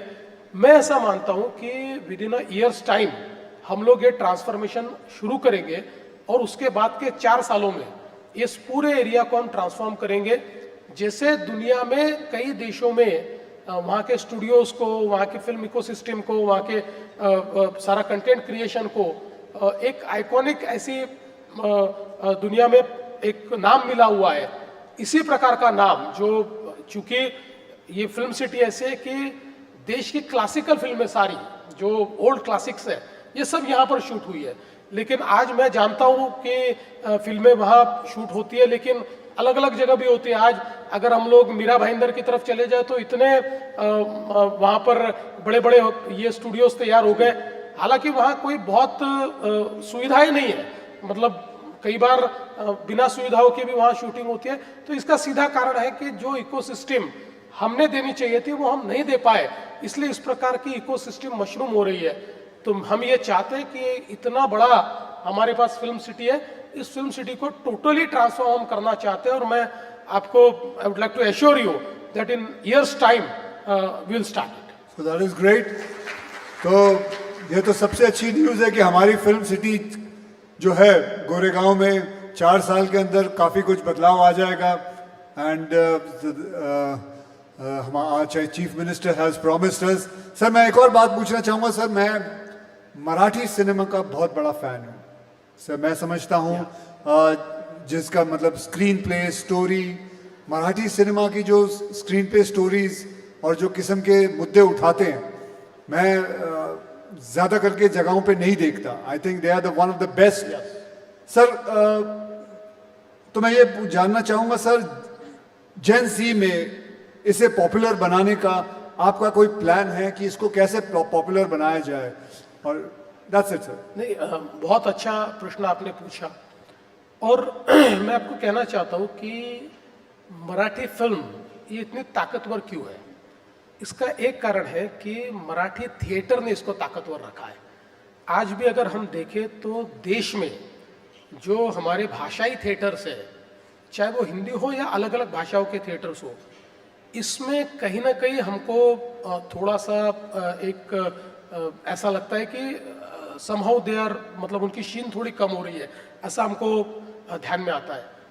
पर मराठी थिएटर इतना इनोवेटिव रहा है कि उसने मुझे ऐसा लगता है कि एक क्रिएटिविटी की या अभिव्यक्ति की जो मिसाल मराठी थिएटर ने कायम की। और आज भी आप देखिए मराठी जो हमारे ऑडियंस भी है वो भी बड़ा वाइब्रेंट ऑडियंस है। आज भी महाराष्ट्र में इतने मराठी नाटक तैयार होते हैं और उन नाटकों को देखने के लिए आज भी भीड़ लगती है, हाउसफुल नाटक चलते हैं। कई लोगों ने तो 10-10 हजार शोज का वर्ल्ड रिकॉर्ड तैयार किया हुआ है। तो ये जो चीजें हैं इसके कारण वही क्रिएटिविटी आज हमको मराठी फिल्म में भी देखने को मिलती है। और आपने जो कहा तो मुझे ऐसा लगता है कि आप देखिए नटरंग जैसा एक फिल्म आती है, या पुरानी जो थीम्स है उसके ऊपर फिल्म, अभी दशावतार का एक ये चल रहा है थिएटर में भी, नए मतलब जो बहुत ओल्ड इस प्रकार के सखाराम बाइंडर जैसा एक शो अगर शुरू हो जाता है तो उसको जेनजी भी मराठी की ये लाइक कर रही है। आज उसके ऊपर लोगों को वो चीजें पसंद आ रही है। तो मुझे ऐसा लगता है कि ये जो मराठी ऑडियंस है, स्पेशली जेनजी जो है, ये अभी फिल्मों से जुड़ रहा है। देखिए एक ये जो क्रिएटिविटी बड़े पैमाने पर जो मराठी में हमको दिखाई पड़ती है उसमें निश्चित रूप से मुझे ऐसा लगता है कि उसको आज मतलब एक समय ऐसा था कि हमारे मराठी फिल्म्स को कई बार थिएटर मिलने में तकलीफ होती थी और कोई ब्लॉकबस्टर फिल्म आ जाए तो मराठी फिल्म का रिलीज रोकना पड़ता था। पर आज ऐसी स्थिति है कि एक ही दिन 2 मराठी फिल्में रिलीज होती है और दोनों ब्लॉकबस्टर हो रही है, दोनों बिल्कुल लोगों को पसंद आ रही है। तो ये एक बहुत बड़ा काम हो रहा है और हम भी एज ए गवर्नमेंट हमारा भी ये प्रयास है कि हम लोग मराठी फिल्म इंडस्ट्री को मदद करें। इसलिए कई योजनाएं भी महाराष्ट्र सरकार की ओर से हम चला रहे हैं कि जिससे हमारी मराठी फिल्म इंडस्ट्री को बूस्ट मिले। लेकिन आपने एक बहुत अच्छा मंत्र मुझे दिया है। देखिए हमने कोई बहुत specific effort to connect Gen Z with Marathi films हमने नहीं किया है, और आज आपने मुझे एक नया मंत्र दिया है, how to connect Gen Z to Marathi films. अब इसके ऊपर मैं वर्क करूंगा। बहुत बढ़िया सर। आप महाराष्ट्र के चीफ मिनिस्टर साहब हैं, so you know the dark side of Maharashtra. आपको ऐसे ऐसे सीक्रेट्स पता है महाराष्ट्र के, about weather crime, everybody, the police reports to you, आपको सब पता है अंदर महाराष्ट्र में क्या क्या कहाँ क्या हो रहा है। तो सर एक मैं आपसे बात पूछना चाहूंगा कि आप फिल्में देखते हैं? बिल्कुल देखता हूं। तो सर मुझे बताइए सर कि फिल्में जो है वो क्राइम को कॉपी कर रही है या क्राइम है वो फिल्मों को कॉपी कर रहा है? आप अंदर की बात जानते हो, आप ही को ये बात पता है। नहीं, मुझे ऐसा लगता है कि क्राइम फिल्मों से आगे निकल गया है, क्योंकि क्राइम फिल्मों से आगे निकल गया है। बिल्कुल। देखिए जब तक स्ट्रीट क्राइम था तो स्ट्रीट क्राइम में लोग फिल्मों को कॉपी करते थे। लोगों को ऐसा लगता था कि फिल्म में अगर कोई बड़ा गुंडा दिखता है तो वो जो जिस क्रिमिनल माइंडेड लोग उस प्रकार का गुंडा, थोड़ा हीरोइक गुंडा बनने की कोशिश करते थे, रॉबिन हुड बनने की भी लोग कोशिश करते थे। लेकिन अब जो है ये साइबर क्राइम का ज़माना है और ये साइबर क्रिमिनल्स इतनी तेजी से टेक्नोलॉजी को अडॉप्ट करते हुए आगे बढ़ते हैं कि आज हम लोगों के सामने एक बड़ा क्वेश्चन मार्क ये साइबर क्रिमिनल्स ने खड़ा किया है। हालांकि उसका जवाब भी टेक्नोलॉजी में है और हमने वो टेक्नोलॉजी को तैयार किया है। तो मुझे अब लगता है कि आने वाली फिल्मों में हमारे जो हीरोज हैं, ये हीरोज साइबर वॉर को एक प्रकार से जीतने वाले हीरोज बनने चाहिए। वो साइबर वॉर को या साइबर क्राइम को रोकने वाले हीरोज ये हमको देखने को मिलते हैं। क्राइम पे फिल्म बनानी चाहिए। बिल्कुल बनानी चाहिए, क्योंकि देखिए जिस प्रकार से साइबर क्राइम का एक आक्रमण हमारे ऊपर हो रहा है, आज मैं ऐसा मानता हूं कि हमारी जो पुलिस फोर्स है उस पुलिस फोर्स में हमको पूरा ओरिएंटेशन चेंज करना पड़ रहा है। हमारी पुलिस फोर्स को अब ये ध्यान में लाना पड़ रहा है कि नाउ स्ट्रीट क्राइम ये बहुत आसान चीज है, इसको पकड़ना वगैरह। अभी सीसीटीवी नेटवर्क है, एआई एनेबल्ड सीसीटीवी है, वो फेस रिकॉग्निशन कर देते हैं तो हर चीज का एविडेंस मिल जाता है। लेकिन ये जो डिजिटल क्राइम अभी हो रहा है, डीप फेक्स हो रहे हैं, फिशिंग हो रहा है, लोगों को फाइनेंशियल फ्रॉड्स में अटकाया जा रहा है, सेक्सटॉर्शन हो रहा है, ये बड़े भयानक क्राइम है जिसको अभी तक हमारी फिल्म इंडस्ट्री उस तरीके से शोकेस नहीं कर पाई है। तो मैं मानता हूं कि इसके ऊपर फिल्म भी बननी चाहिए, क्योंकि इसमें सबसे बड़ी बात जन जागृति है। आपने अक्षय जी खुद इसकी शुरुआत की है, आपने जन जागृति में बहुत बड़े पैमाने पर अवेयरनेस निर्माण करने के लिए कई कैंपेन्स आपने हमारे साथ भी किए हैं, अलग से भी आपने कई कैंपेन्स किए। तो मुझे लगता है कि चूंकि फिल्म्स ये they are the best communicators, film जो कम्युनिकेट करती है, जो एक भावना को तैयार करती है, उस वो जो उसका पावर है, उस पावर को अब अनलिश करने के लिए मुझे लगता है कि फिल्मों को अब ये जो डिजिटल वॉरफेयर चल रहा है इसमें भी फोकस करना चाहिए। सो मैं आपसे एक पूछना चाहता हूँ सर, मैं एक फिल्म कर रहा हूँ जिसमें मैं एक नेगेटिव रोल कर रहा है, तो करूँ या नहीं करूँ? अभी मैं विचार कर रहा हूँ, क्योंकि वो एक नेगेटिव फिल्म, मतलब मैं एक रोल कर रहा हूँ जिसके पिक्चर का नाम ही है हैवान।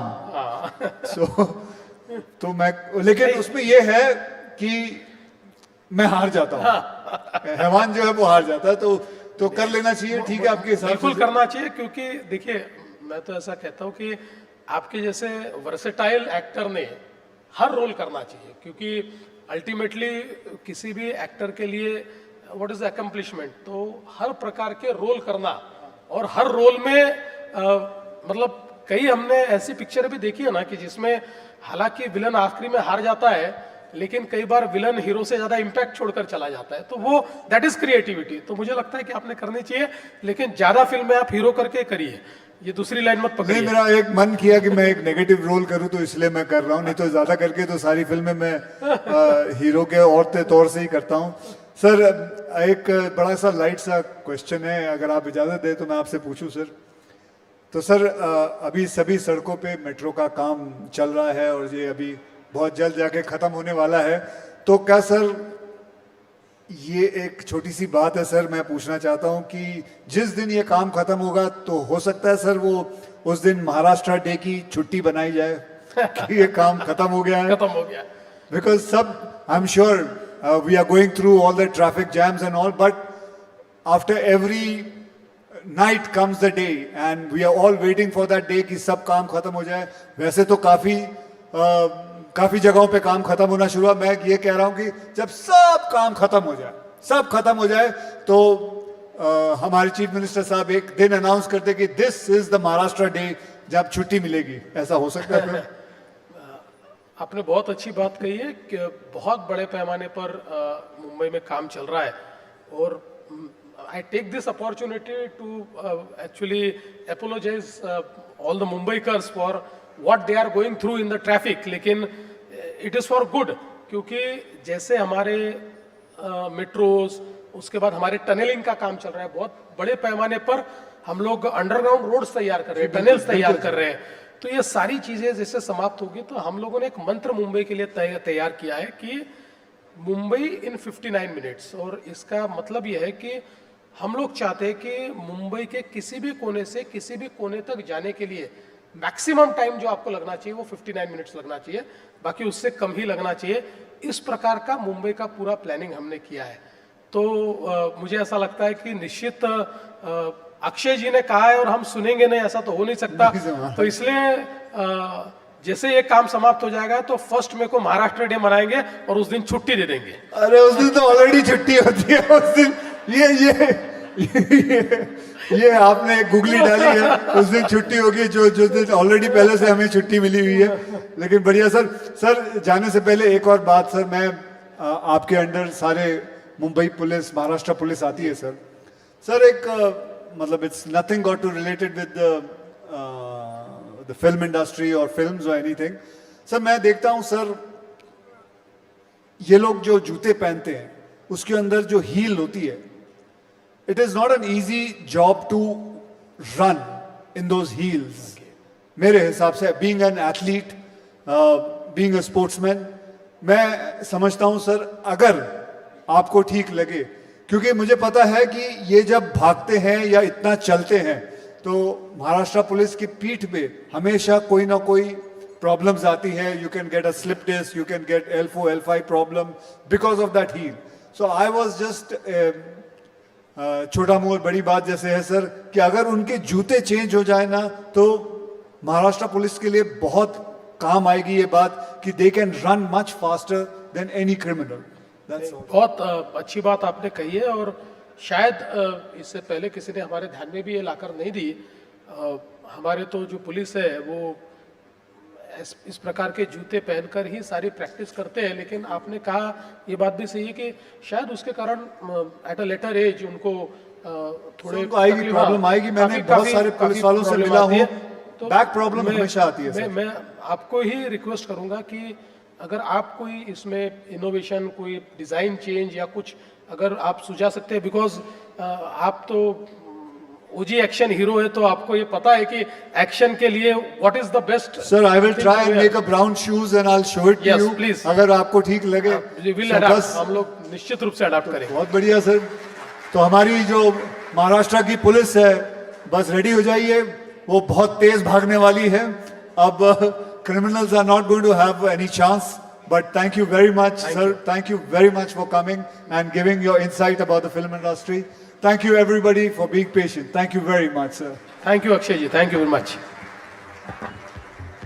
I think we can clap louder for that conversation. I thought it was full of insights, but lots of fun too. May I please invite on stage Sri Anant Goenka ji to present the Honorable Chief Minister with a token of our affection, felicitate him, and also thank Shri Akshay Kumar to join us at this fireside chat.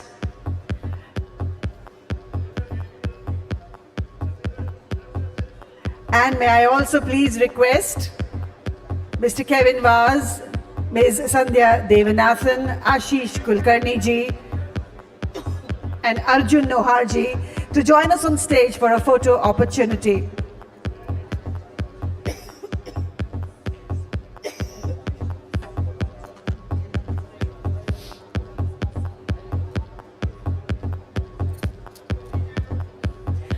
Once again, on behalf of the entire team of Ficci Frames, we thank the Honorable Chief Minister Shri Devendra Fadnavis ji for gracing this occasion and engaging Shri Akshay Kumar in a most vibrant and insightful conversation on this Ficci stage. And of course, we thank Akshay Kumar ji for always making time for us and being the best interviewer on stage, may I say. Thank you very much to the both of you. Excuse me, I would like to call Mr. Shailesh Joglekar here. He is the CEO of National Cancer Institute, and it gives me a great pleasure in informing you that with the initiative of Shailesh ji and Honorable CM Devendra ji, we have state-of-the-art Cancer Institute at Nagpur with 700 beds, and it's a real great research center. When you go to Nagpur, please don't only eat oranges, please go and see the National Cancer Institute itself. Big round of applause for both of them for doing this noble cause. Thank you so much. And Akshay ji, I would like you to come there to National Cancer Institute also. Thank you very much. एक बार फिर से माननीय मुख्यमंत्री जी को बहुत बहुत आभार और धन्यवाद. Thank you, sir. Thank you, Akshay ji, for joining us. Round of applause, ladies and gentlemen. Express our appreciation for their presence. It was wonderful having Honorable Chief Minister and Akshay Kumar ji at Ficci Frames, a silver jubilee of vision, voices, and creativity. I now request you all to please settle down, ladies and gentlemen, as soon as possible. We are going to get into the next segment, the Mastermind segment. Ficci's advocacy has translated industry aspirations into milestones, securing industry status for cinema, enabling tax holidays for multiplexes, single window clearances, the Film Facilitation Office, key Cinematograph Act amendments, and international co-production treaties. The Ficci AVGC XR Committee is shaping India's animation, VFX, gaming, comics, and XR ecosystem, while the National Center of Excellence for AVGC XR through IICT is turning visionary ideas into reality. Today, we celebrate 25 years of Ficci Frames, let us salute the visionaries, the change makers, and the storytellers. Up next, we have a special series called Media Masterminds. And for this, I need to have the house in decorum. Please settle down, everybody. Take your seats. This session brings together stalwarts from various sectors of NME to reflect on the forces that have shaped each of their ecosystems. Our first address is by Mr. Arun Puri, founding chairman and editor-in-chief, the India Today Group. I welcome him on stage, and once again, I request you, with folded hands, everybody, to please settle down, take your seats, and give the speaker his respect due.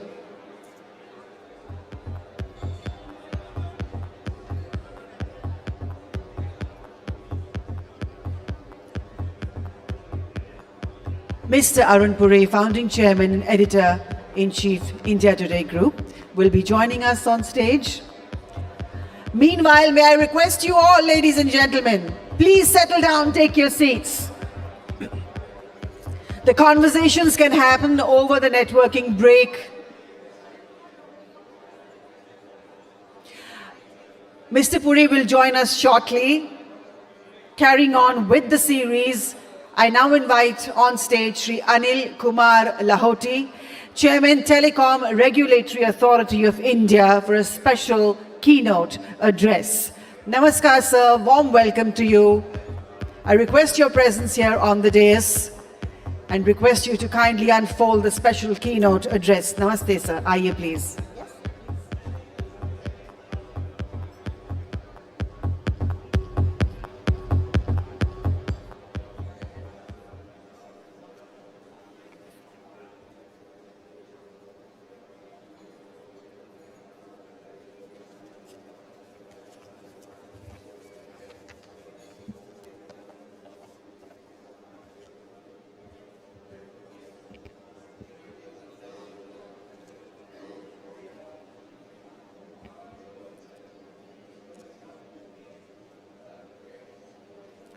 Good afternoon. Good afternoon, everyone.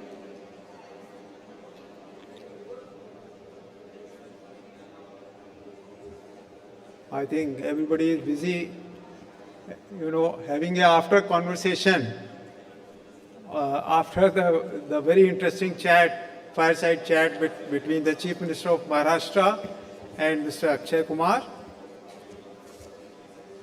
So, shall we let it settle down or start?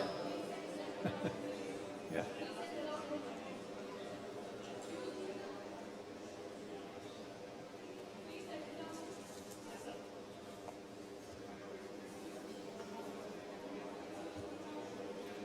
So good afternoon once again.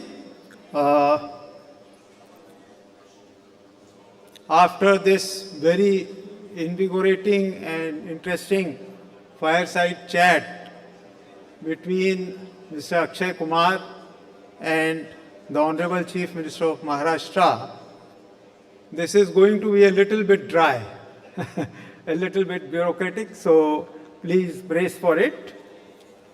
So, distinguished leaders from the Indian media and entertainment industry, esteemed participants and guests.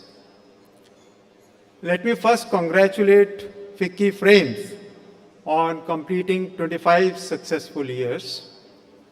It is indeed an honor and privilege for me to address this august gathering on this momentous occasion.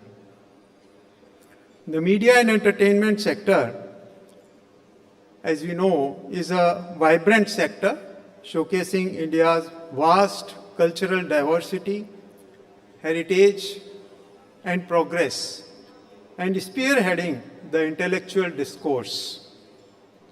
As per an estimate, the M&E sector contributed 2.5 trillion rupees to Indian economy in 2024 and is projected to grow at a CAGR of 7% to cross 3 trillion rupees by 2027. Within this, television and broadcasting generated nearly 680 billion rupees in revenue in 2024. As we celebrate 25th event of Ficci Frames, we see that last 25 years have seen phenomenal evolution in the broadcasting sector. Television broadcasting has evolved from analog transmission to digital transmission, standard definition video to high definition video, and now 4K. Digital broadcasting has also opened up new frontiers in audio quality, substantially enhancing the customer experience. The advent of smart TV has opened up opportunities of transmission over the internet, multiplying the consumer choice manifolds.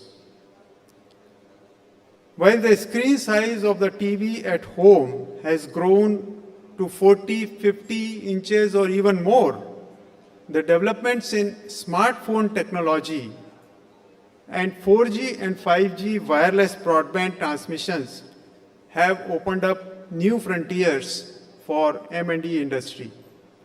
An industry report estimates that OTT users have crossed 600 million mark, which is around 41% of the country's population. However, the linear TV continues to remain an important medium for home entertainment. Talking about television broadcasting, there are around 190 million TV households, of which 160 million have linear subscriptions. More than 100 million households still do not own a TV, and when they do, they are likely to enter the ecosystem with a linear TV. On the supply side, the linear TV sector includes 300 plus broadcasters, over 900 TV channels, complemented by 388 private FM radio stations, and a wide range of national and international streaming platforms.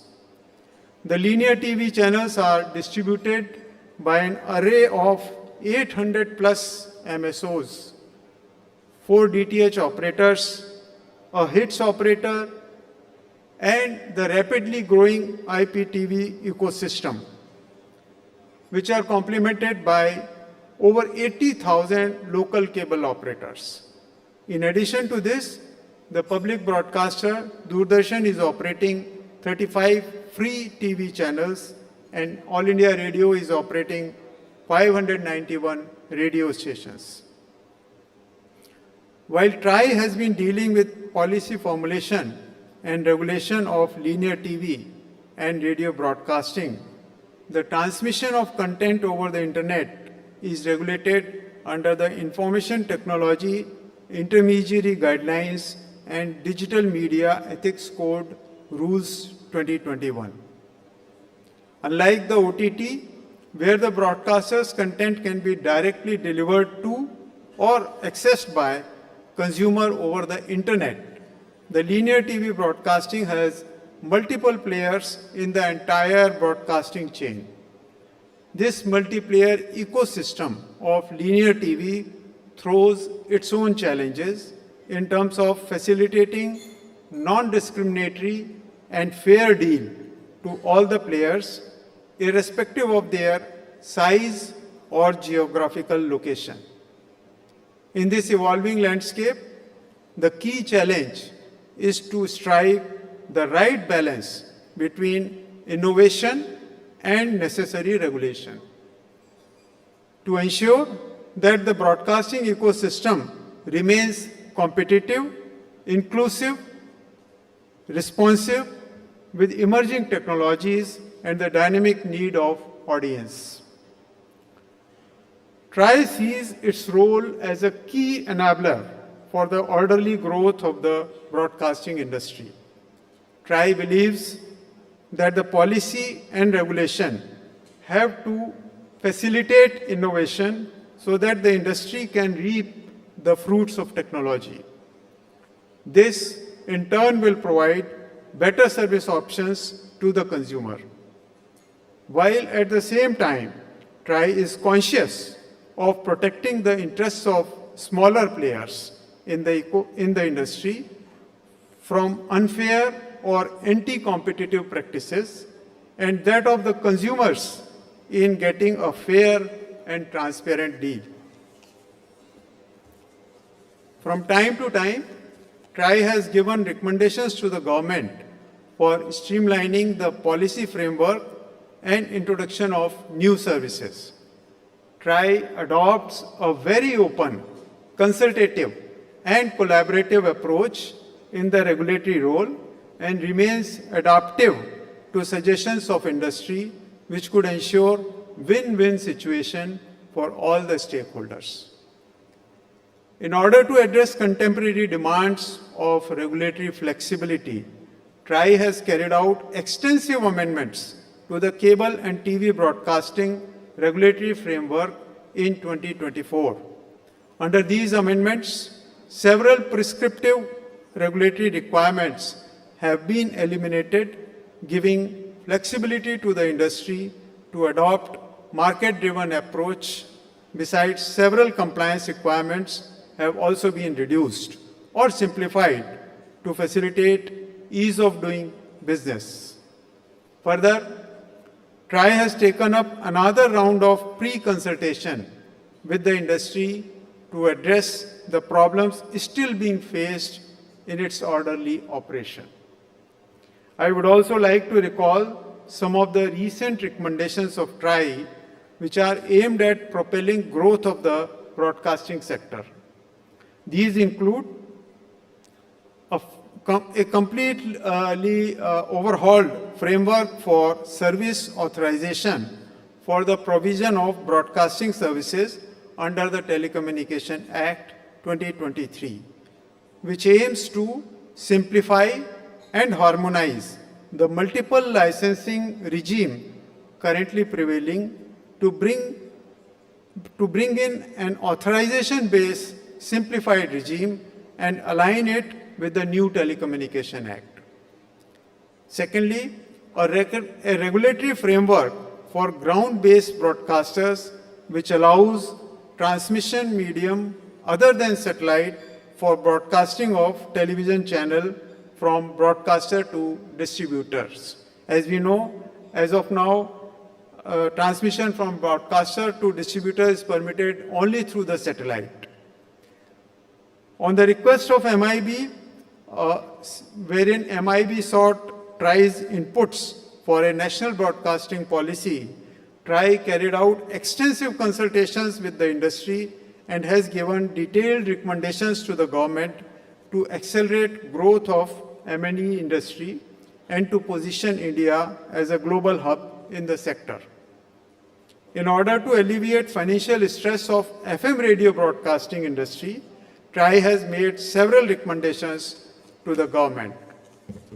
And recently, TRAI has provided the recommendations for beginning the digital radio broadcast services in the country, and this includes a rollout plan for reduction of the new technology in 13 A+ and A category cities. The rapid advancement of technology, expansion of wired and wireless broadband, cloud computing, and AI are transforming how content is created, distributed, and even consumed. India, with its diverse audience and cultures, is speaking more than 22 major languages and hundreds of dialects, open numerous opportunities for content creators. In his recent address at the WAVES Summit, Honorable Prime Minister highlighted the importance of orange economy, powered by content, creativity, and culture. He called upon creators to dream big and tell India's untold stories, and urged investors to invest not just in platforms but in people. He underlined that the screen may be getting smaller, but the message is becoming mega. With this bold vision of the Honorable Prime Minister before us, I would like to say that evolution of technology and the phenomenal socio-economic growth in the country have opened up enormous opportunities while also posing new challenges to the broadcasting and distribution industry. Collaboration among different stakeholders is the best way forward to seize this moment and realize the vision of Orange economy. As sectoral regulator and policy enabler, TRAI is committed to work with the industry to enable its orderly growth and realize this vision. With this, I wish Ficci Frames all the success and hope that the debates and discussions in this forum will help the industry chart its course for a brighter future. Thank you very much.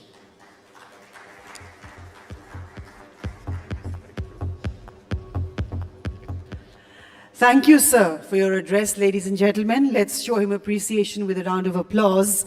We are with the Mastermind series at Ficci Frames, a silver jubilee of vision, voices, and creativity.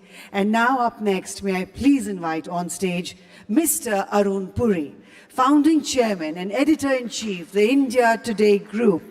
We thank you for your presence here at this ceremony, and we are looking forward to hearing from a visionary such as you, sir. Please welcome Sri Arun Puri.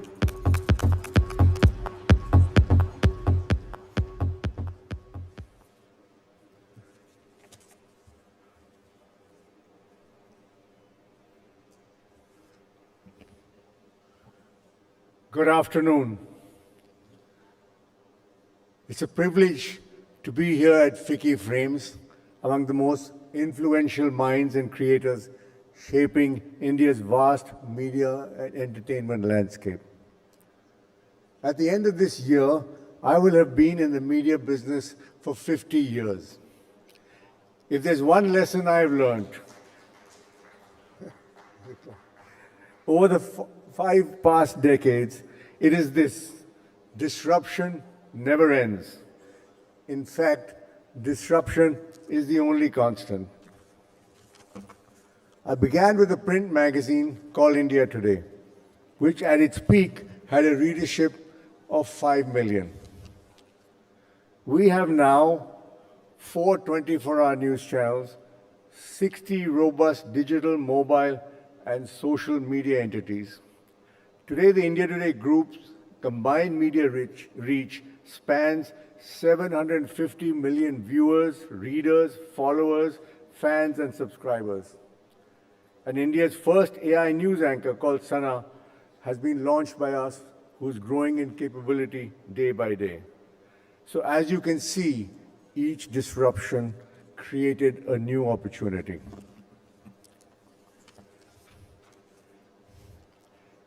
In my years, I have seen disruption come in waves, each one more powerful than the last. Each wave has intensified the two things: the audience attention and the advertising rupee.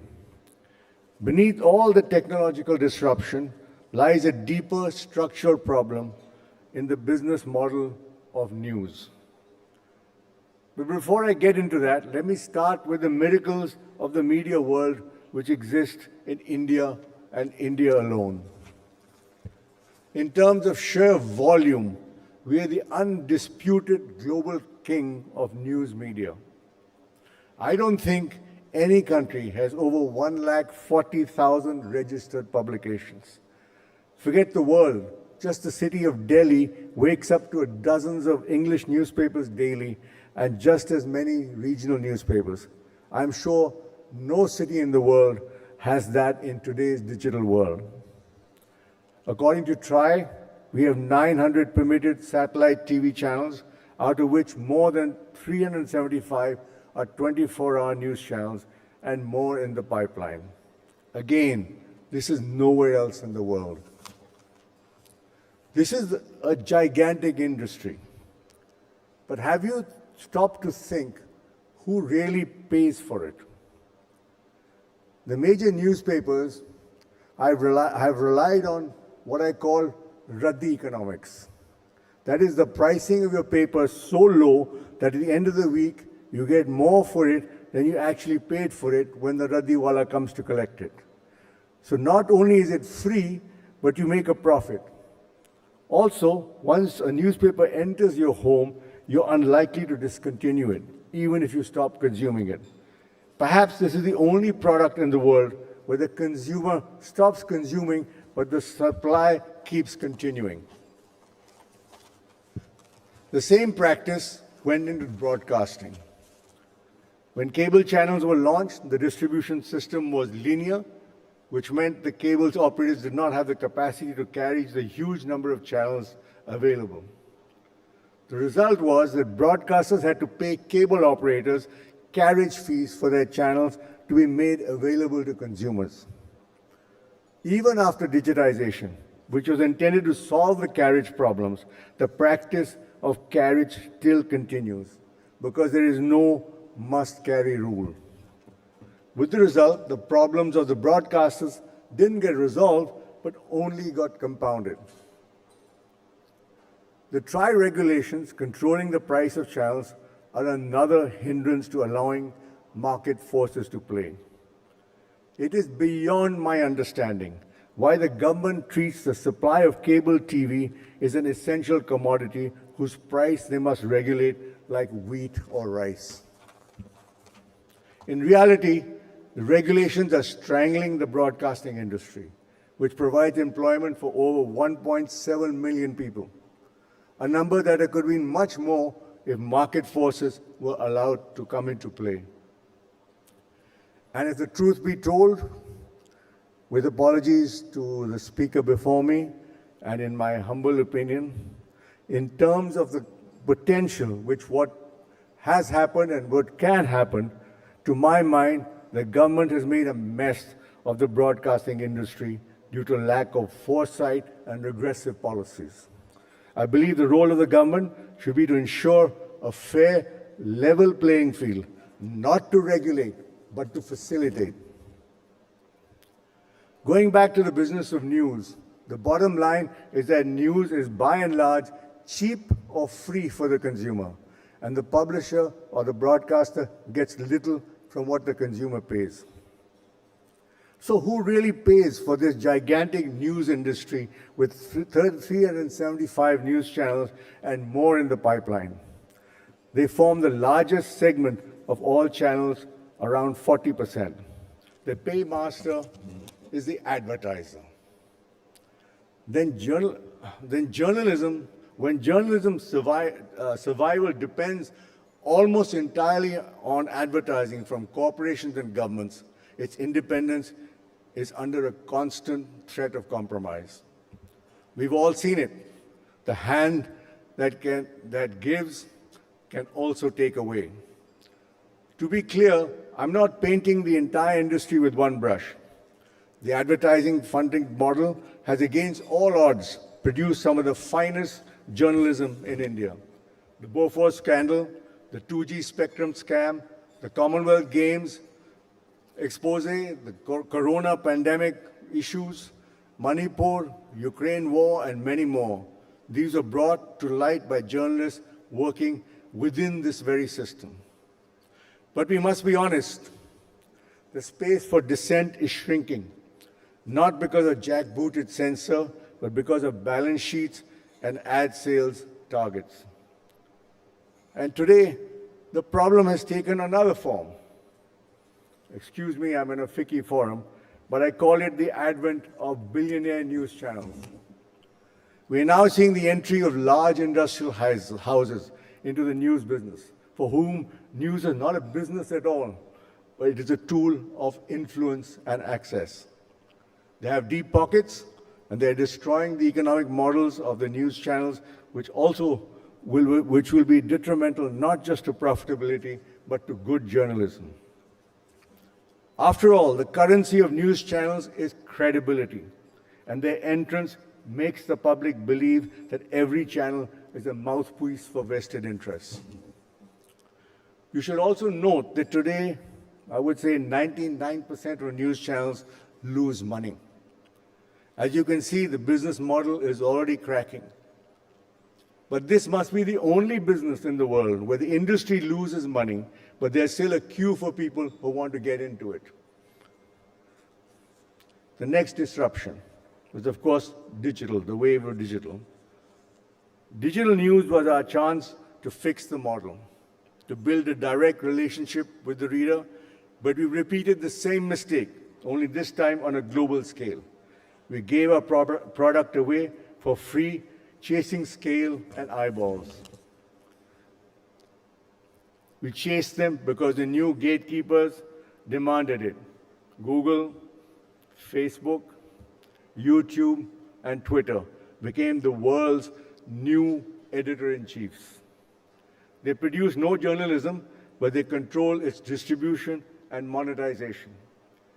Frankly, I find it maddening that they are not in law treated as publishers, but only as platforms. If I publish or broadcast someone else's defamatory statement, I'm liable for defamation, but not the platforms. But in fact of ad revenues, they are the real media companies of this country, with over 70% of total media revenue. They're eating the breakfast, lunch, and dinner of media companies, leaving only crumbs for publishers and broadcasters. Digital advertising is now 55% of total ad revenue, far surpassing TV and print. Their master is the algorithm. The algorithm doesn't reward depth, accuracy, or nuance. It rewards outrage, speed, and virality. It has transformed our information ecosystem into a battleground for attention, contaminating public discourse in the process. Newsrooms that once invested in reporters now have to invest in CEO specialists. The editorial meeting is as much about what's trending as it is what is important. The old master was the advertiser, the new master is the algorithm. And now we face the next great wave of disruption, artificial intelligence. AI is being positioned as a new arbiter of truth. It can summarize 5 articles into 1 paragraph. It can give you an answer directly, so you never have to click. But what happens to the original news organizations, the ones who pay reporters and fight court cases to bring you the news, when our content is scraped, synthesized, and regurgitated without credit or revenue? This is an existential threat to the very creation of credible information. So where does this leave us, the people in this room? It leaves us with a profound challenge. The old models are broken. The new gatekeepers are ruthlessly efficient, and the very value of professionally generated content is under threat. I don't have all the answers, but I do know this. We as an industry must stop apologizing for the value of what we create. We must innovate, not just in our content, but in our business models. We must persuade our audience that credible, well-researched news is a public good.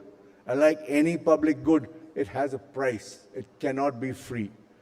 A subscription is not just a transaction.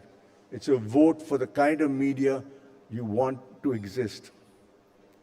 For 50 years, I have lived through failures, false starts, and occasional successes. Let me leave you with this. Disruption is not the enemy. It's the new normal. The real question is, do we have the courage, imagination, innovation, resilience, and integrity to seize it? The challenge today is not just to survive the next wave of disruption, but to build a future where our journalism is just not viable, but valuable. Ultimately, we are storytellers, and humanity survives on the stories we tell each other. We should not be intimidated by new technologies, but use it to tell stories in a more memorable and truthful way. In an era of post-truth, telling the truth matters even more. The future of truth in India, and indeed the health of our democracy, depends on it. Thank you.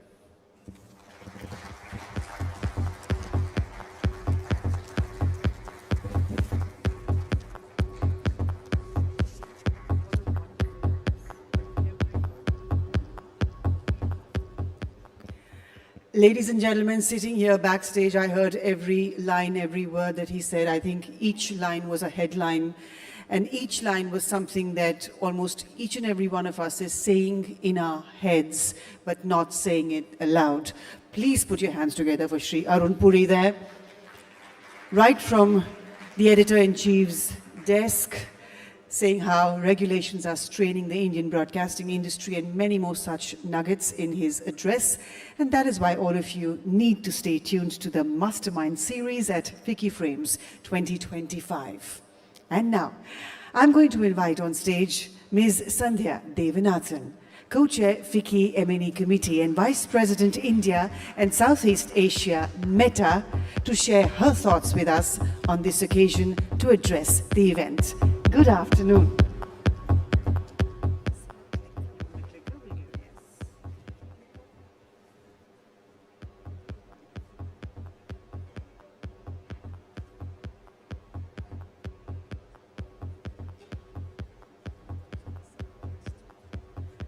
Can we kindly have the clicker on stage, please?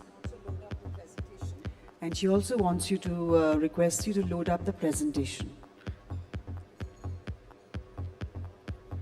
For Ms. Sandhya Devanathan, the presentation. Thank you.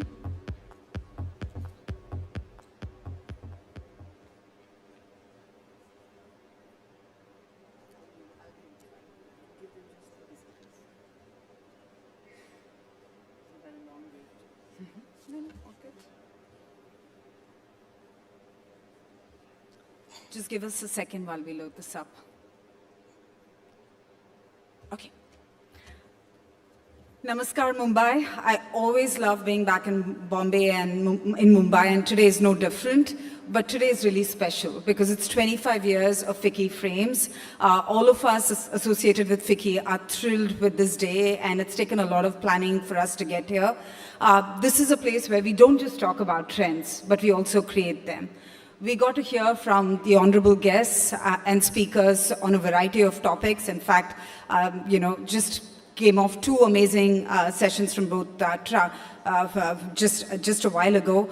So I want to talk a little bit about new age tech platforms. This is a topic I care deeply about, and how we're enabling the growth journey for India in the next decade.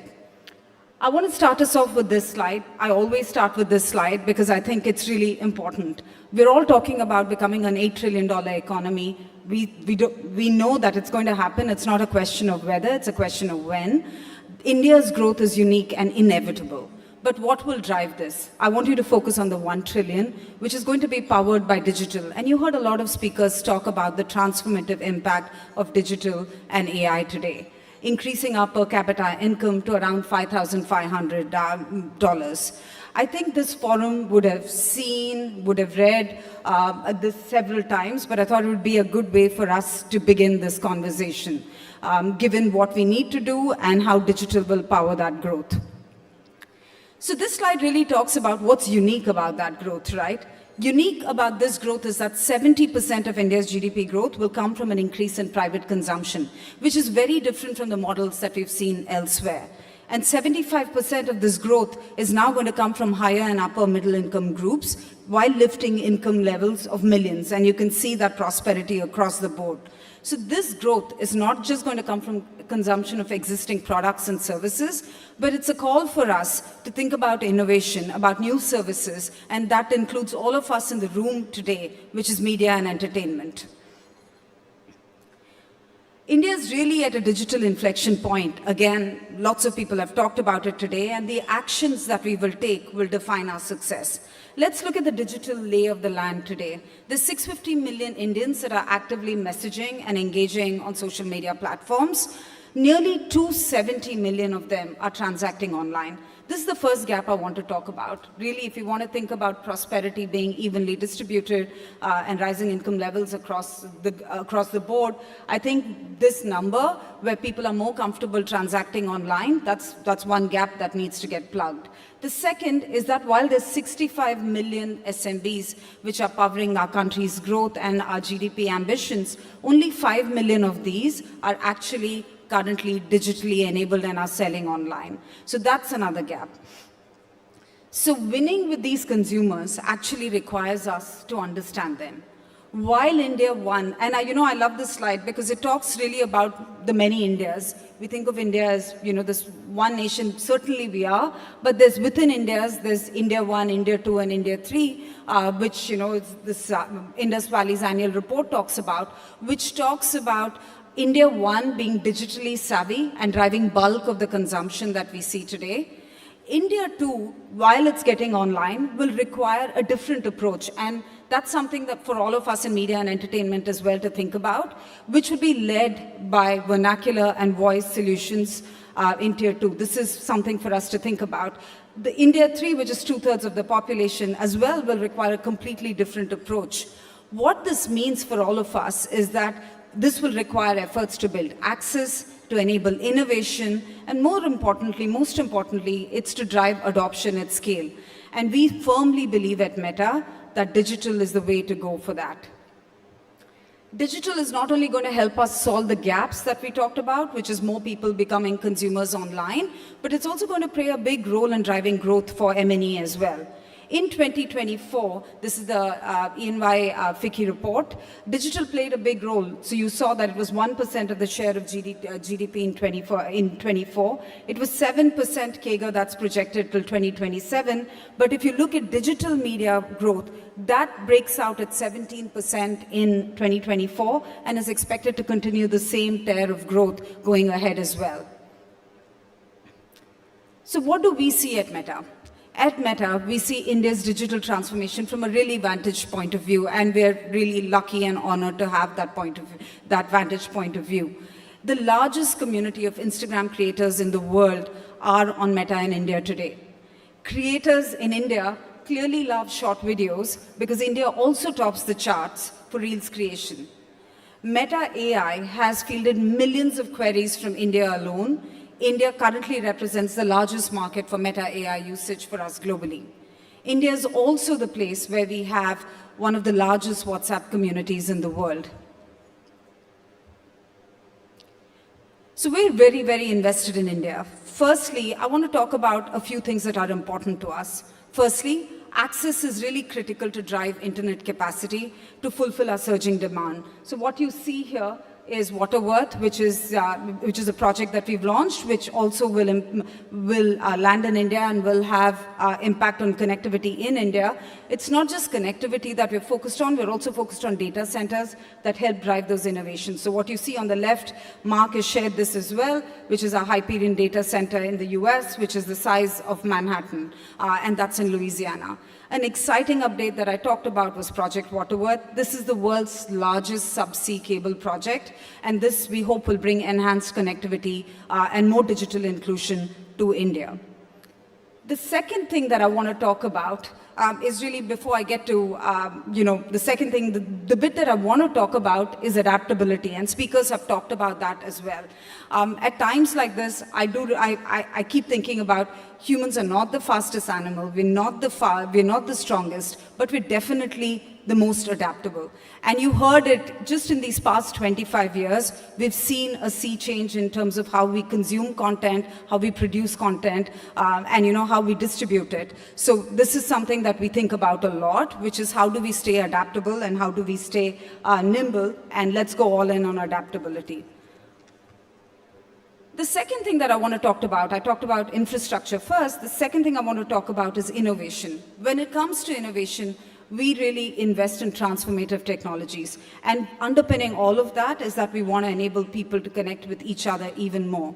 Meta Ray-Ban AI glasses, which we just launched in India recently, are the #1 selling AI glasses globally. Glasses are becoming the first line of AI native computing devices that are getting adopted at scale. We're also empowering developers to realize their ambition with Llama models in India. That's another big focus for us. And thirdly, and this is super close to my heart, which is the work that we've done with the Nudge Institute with Pragati AI for Impact, where we're supporting scalable solutions in social good, because AI should not only serve Bharat, we really strongly believe that it should be co-created with Bharat. The third bit that I want to talk about is scale. We see scale play out in everything that we do. be it AI, be it the work we do with creators, with businesses, or partnerships. When we launched Meta AI in the country, it very quickly became the top market for us globally for its usage. India is the largest country for us on Meta AI. The eagerness of users to engage with technology has been really encouraging for us, and we learn something from them every day. We also see scale play out in the way Indians engage with Instagram. Reels is the predominant short-form video platform in India, especially amongst Gen Z and creators. Creators are not just adopting culture, they're actually building it on Instagram. And more encouragingly, which I think is something that is, something that's relevant for all of us, they're taking it global and are popularizing Indian culture all across the world.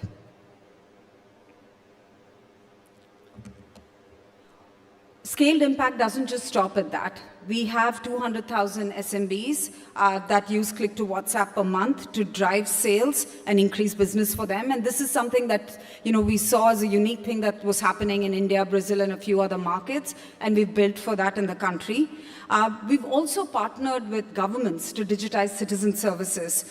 Andhra Pradesh, which launched Manamitra some time ago, has already seen 4 million citizens using 700 plus services. Everything from ticket booking to temple darshans to getting tax certificates to paying electricity bills, all on one number. And since then, we've partnered with many other governments. We've also partnered with the government of Maharashtra, and we're looking forward to launching that solution on WhatsApp soon as well. With partnerships on AI adoptions, such as we also are focused on increasing India's AI adoption, especially with enterprises. And we announced a strategic partnership with Reliance not very long ago, where we're looking to bring the strength of Llama-based enterprise AI solutions to companies across the country. We've covered a slew of topics, right? And the one that I believe that can define the future of this industry, is really around adaptability, changes, and taking our businesses and services to global audiences. And that's something we at Meta are really good at. Digital is the vehicle that can enable this journey. We're already seeing green shoots with Indian content going global, as well as Indian-based businesses reaching audiences across the world. This quote, I'll end this address with one quote, and this quote was actually generated by Meta AI. I think it really captures the inflection point that all of us are at. Change is the canvas on which opportunity paints its masterpiece. That's certainly something that we think about. Let's all remember, growth is a choice. It's a choice, it's intentional, and it's deliberate.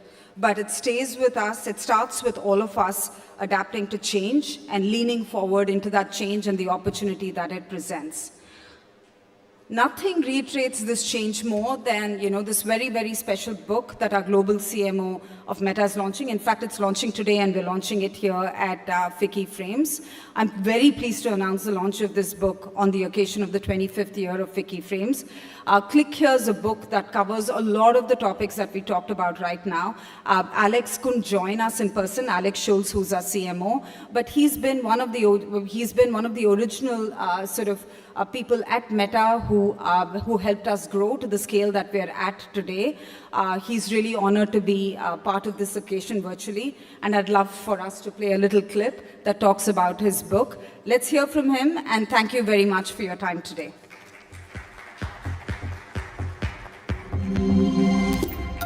Hey everyone, Alex Schulz here. I'm CMO and VP of Analytics at Meta. I wish I could be with you in person, but I'm excited to join Ficci Frames virtually for its 25th year. I was just in India, so the back and forth flying is quite a lot. This event is a testimony to India's incredible media and entertainment community, and I'm honored to be a part of it, and honestly, inspired by my recent visit to India in Mumbai and Goa just a month ago or so. I also wanted to share with you a bit about my new book, Click Here. It's launching globally on 7th of October, which I think is today, and it is serendipitous about what we're talking about here aligning with the book. So that's amazing that this forum is happening on the same date. The stars do seem aligned. So what's my book all about? It's about the core growth principles for the digital age, especially relevant as India's economy and economy at large is taking off right in the heart of the digital age. The book isn't for experts looking to get even more advanced. It's about nailing the basics consistently, because that's what drives real growth and reminds me as I wrote it that I need to get my team to do it. I wrote it to fill a gap, a practical guide for digital organizations and analog organizations leveraging digital, inspired by classics like Ogilvy on advertising, which were built for the tools that existed in the 1980s and 90s. Tools change. The fundamentals of marketing do not, and the goal of this book is to help you to interpret those fundamental principles for how they are leveraged in the modern marketing channels. Now, India's digital revolution is happening so fast.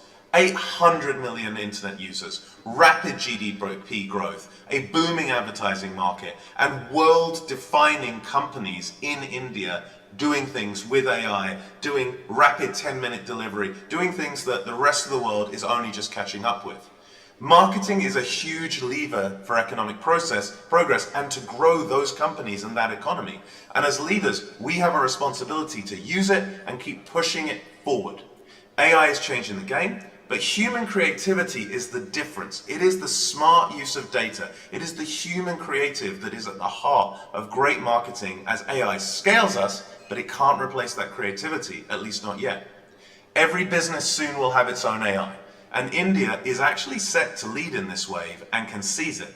India's digital journey is just beginning. By choosing growth, by embracing innovation and leveraging the power of marketing and AI, we can unlock immense value for business and for society. And I'm so excited about where India is in that journey right now. So if my book gets you thinking about how you can keep crushing the basics with the team while leveraging these new amazing channels, that's a win. None of us are perfect. Improvement is a journey. So let's keep leading, innovating, and shaping the future together. And I wish you all the very best. I'm super excited to be back in India really soon. As he said, let's keep innovating and shaping the future together. The book is called Click Here, ladies and gentlemen. Looking forward to reading it. And thank you, Sandhya, for that extremely informative presentation. I love the line where you say, culture is being made in reels. And I actually didn't know that our Instagram community in India is the largest in the world, and we have the largest number of reel makers in India. Just hoping the reels get more real with the passing years.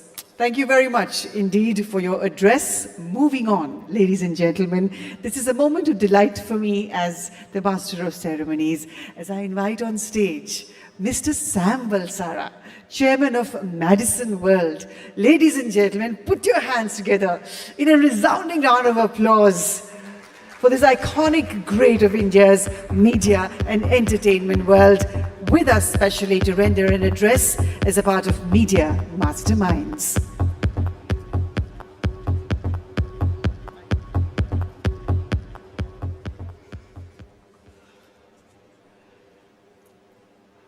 Good morning, everyone, and thank you, Kevin, for inviting me. I've titled my presentation, Are Marketers Losing Faith in Branding? I guess 8 years in marketing, another 8 years in advertising, and 37 years in a self-made advertising agency make it easy to label me as an advertising expert. The only problem with that I discovered rather late in life is many Indians think of themselves to be advertising experts and are willing to, at the drop of a hat, give an opinion on something or the other. As you can figure out, I was born many decades ago, and more specifically 4 decades before Larry Page and Sergey Brin came together. And it's not as if advertising didn't exist earlier in 1997.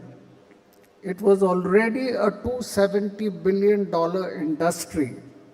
Of course, now it operates at another scale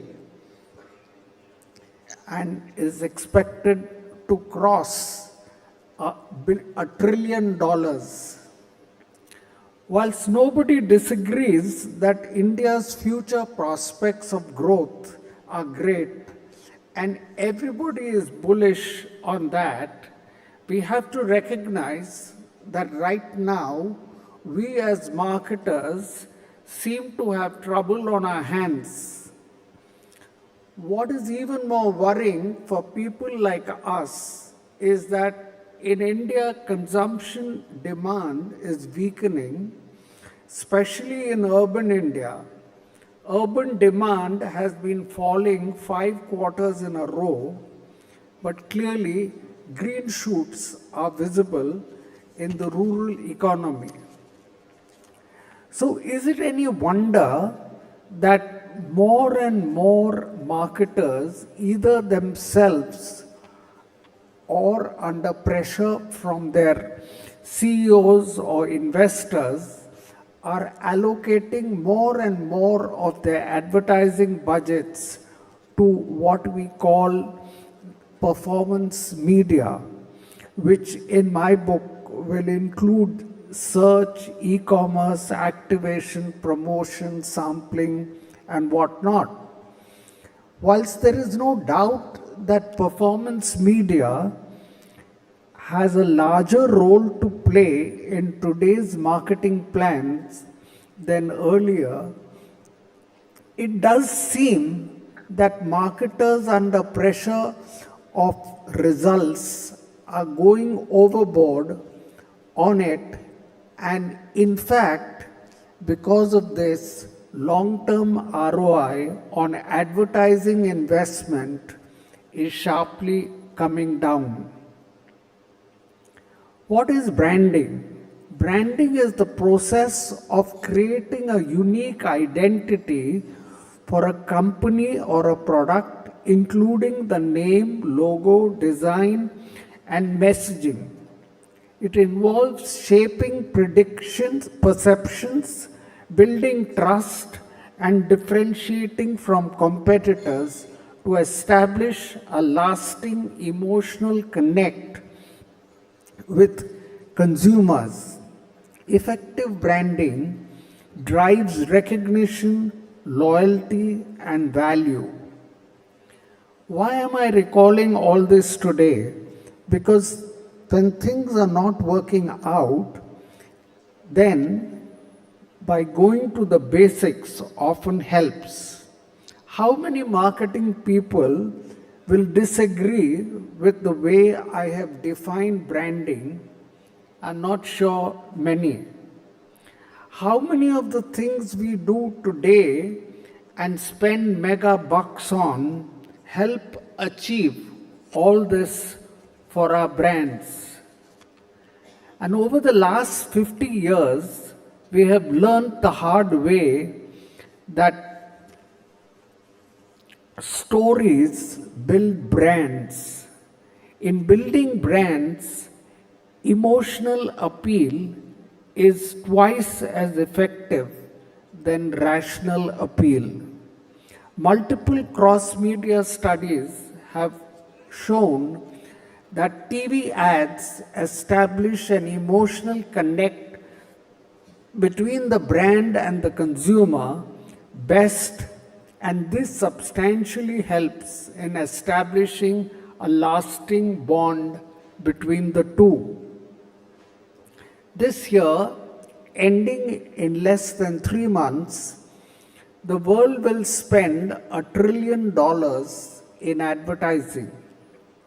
Most estimates indicate that 70% of that will be on digital. And whilst at one level, advertisers are not wrong in doing this simply because they see that most consumers spend most of their time on digital devices. However, digital consumption habits seem to be characterized by what is called snacking or quick in and out. Because of this, advertisers schedule messages of a few seconds because of the consumption habits of consumers. But the unfortunate truth is, longer emotional ads of at least 20 to 30 seconds with a hint of at least a storyline work better and build an emotional connect. Digital publishers who rely on advertising revenue have to recognize this and seriously alter their offerings to advertisers to ensure that digital can deliver TV-like impact on the consumer's mind and therefore deliver good ROI when measured on the brand building metric. Mercifully, connected TV has emerged quite strongly in India and the rapidly gaining ground. Most estimates indicate that we currently have 60 to 65 million CTV homes and they are rapidly growing. CTV allows you to expose our ads digitally, capitalizing on very consumer habits, exposing our ads in a TV-like environment which enable brand building. I was delighted to come across a study done in the US by Comcast with the help of a research organization called Media Science, which measured recall and purchase intent in a digital environment on a mobile device, in a Facebook feed or a YouTube pre-roll versus recall and purchase intent when watched in a traditional TV or CTV-like environment. Research suggests that 3 factors of engagement are important for branding and driving outcomes: attention, emotion, and repetition. New brands can benefit from TV advertising due to the brand and memory building power of the TV environment with the added support of enhancing digital advertising efforts. This study established a 3.4x better recall for TV versus digital mobile for the first ad exposure compared to 2.3x for well-known brands. So it makes sense to launch a campaign first on TV before going to digital. The study established substantially higher unaided recall in the TV environment and about 30% higher purchase intent. The study also established that when a TV ad preceded a digital mobile ad, the results on unaided recall and purchase intent were better than if there were 2 digital exposures. Since consumers' media habits are changing in favor of digital, all the growth in GRP and average time spent is coming in digital. To improve the creative impact of the ads on digital, we must replicate on digital some of the concepts that work on TV as shown by the Comcast study. What seems to work in the TV environment is a large screen, lean back, co-viewing, and less distraction. Remember, when I say TV, I include both linear TV and CTV. So how does one allocate budgets between branding and performance? Two renowned scientists of recent times tell us how to do this. They recommend 60% to be spent on branding, which will help recruit new users and grow the market, and 40% on performance, which will help close the sale with consumers who are already in the market. We have seen that spending money on branding does drive performance KPIs. We have seen on the multiple clients that search volumes increase with ads on TV, more so on big shows like IPL. Not just that, during IPL, sales on e-commerce platforms also increase substantially. Performance media has a critical role to play in the first year or two of a D2C brand. But as the brand scales up or has ambitions of becoming a large brand, performance will begin to seriously underdeliver on ROI. To summarize, branding is essential to scale the business. Branding helps achieve long-term success and deliver sustainable profit. Branding works best in a CTV medium, but also works on digital. Branding is best achieved with an emotional message.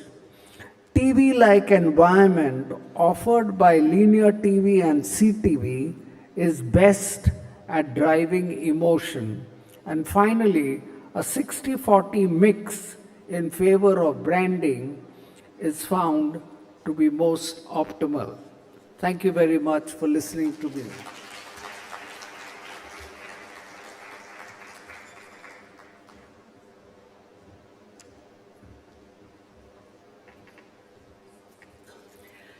Ladies and gentlemen, please put your hands together in appreciation for his presence, Mr. Sam Balsara, at Ficci Frames 2025. Louder, please, ladies and gentlemen.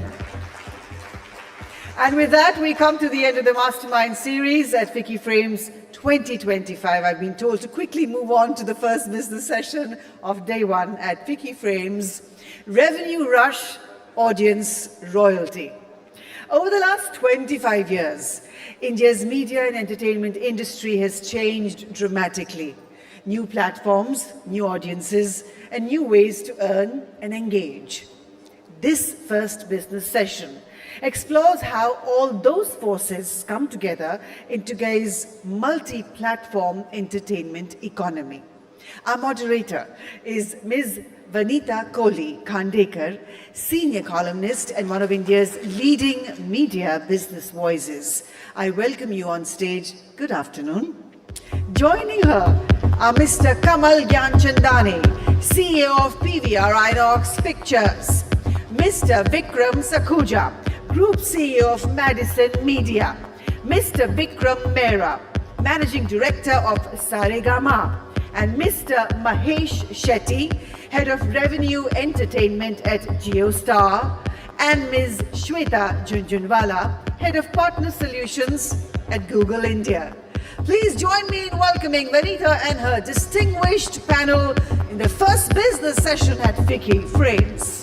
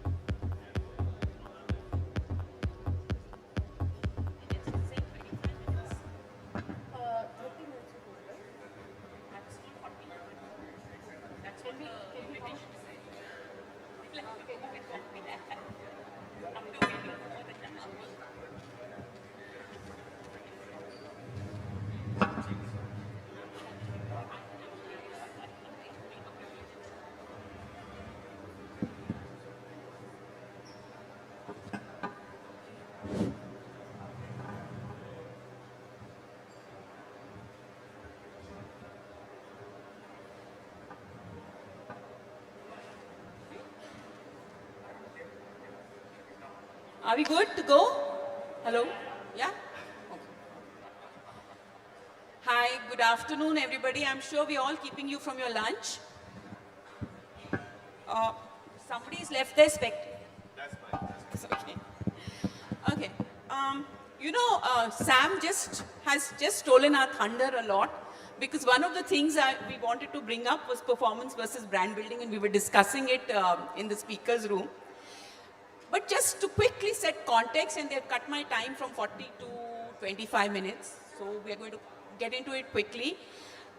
Media consumption is a 24/7 thing we do now. We could be watching a video, talking to friends, having a meeting, watching a show, everything. The ubiquity of the net means that we are consuming media almost every hour of every waking hour.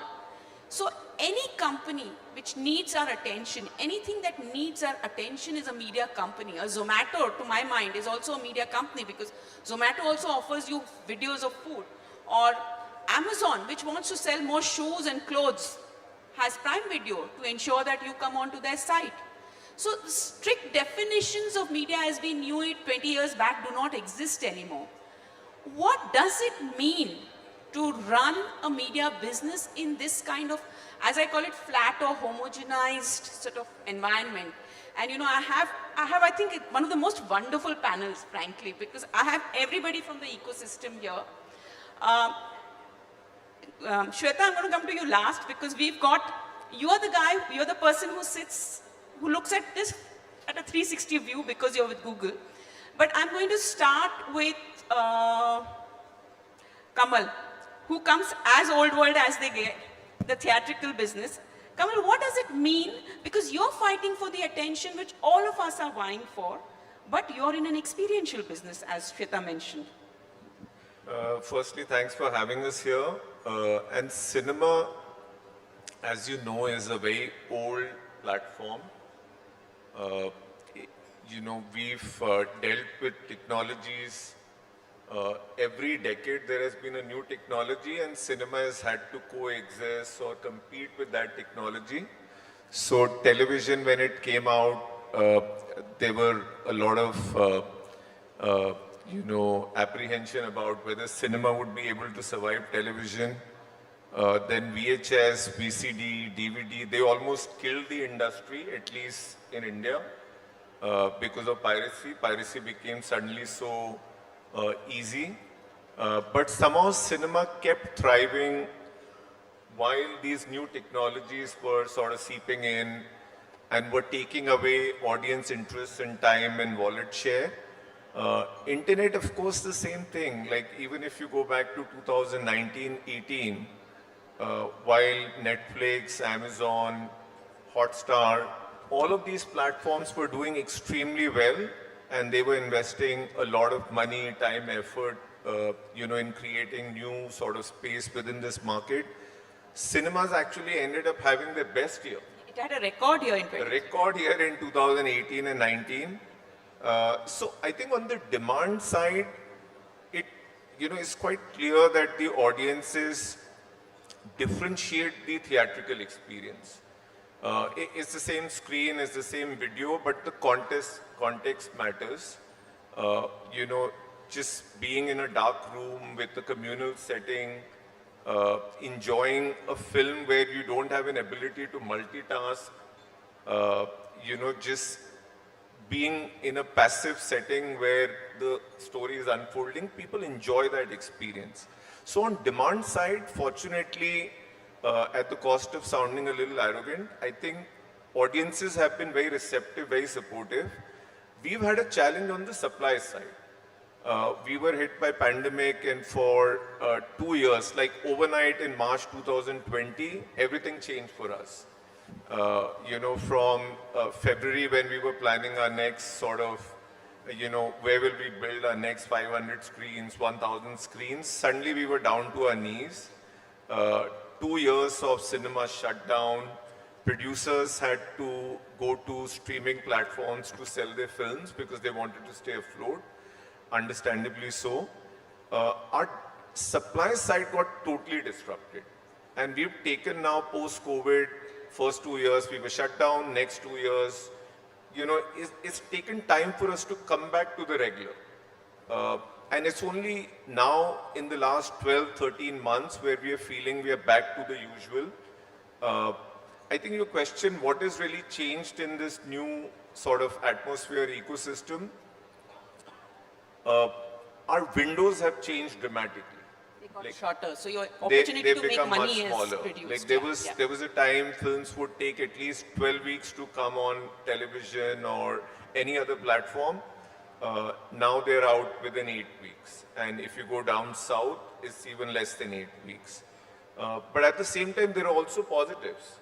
Each time there has been a new technology, producers, the content creators have found another way to slice and dice their film or content and make more revenue out of it, right? For them, it's more money, which strengthens the industry.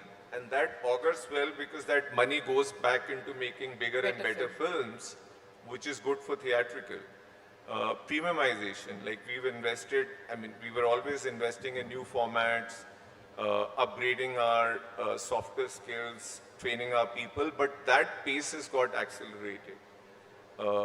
The tentpole performance of tentpole films, the event films, has jumped. What we used to see in 2019, now what we see is 3x of that. And these numbers were, it was difficult to imagine we will see this sort of a jump in such a short period of time. But clearly people are coming out, they become more selective. And of course, the mid-level films have suffered a bit. But the big ticket films have gone through the roof. So there are a lot of positives to look at. I'll pause here and let my colleagues also. I was going to get Vikram and Shweta in separately, but Vikram, I want you to go first because I realized that you might have a hard time. Okay. Allow me, I'll try to make my point by going into history. 40 years back, there was no fragmentation in a manner of speaking. Nirma built its brand by taking one spot on a prime time for 365 spots in a year. They would just take one TV spot and that would build their brand. Likewise, if I went into a newspaper, one insert would be enough because I'd reach, I would go and even in cinema halls, there'd be the slides at that point in time. Everybody remembered them. So life was quite simple then. We started worrying about fragmentation in the 90s when we suddenly saw, oh my God, it's difficult to reach people. Now that has gone exponentially huge right now as we speak in the 2020s. Where it's coming from right now is people still want to consume entertainment. They want their news, they want perspectives, they want self-expression, they want shopping, they want social media, they want all of the thing. Only thing is we are all fighting for a share of their time, their attention and their wallet. These three things are what we are fighting for. Now, the people who are going to succeed are going to be the ones who can differentiate. If an IPL comes as a differentiated product, everybody stops everything and that still makes it. If a tentpole film comes, people find the time to go there. But so if you need some heavy duty differentiation, number two, your platform, whatever it is, it brings certain strength.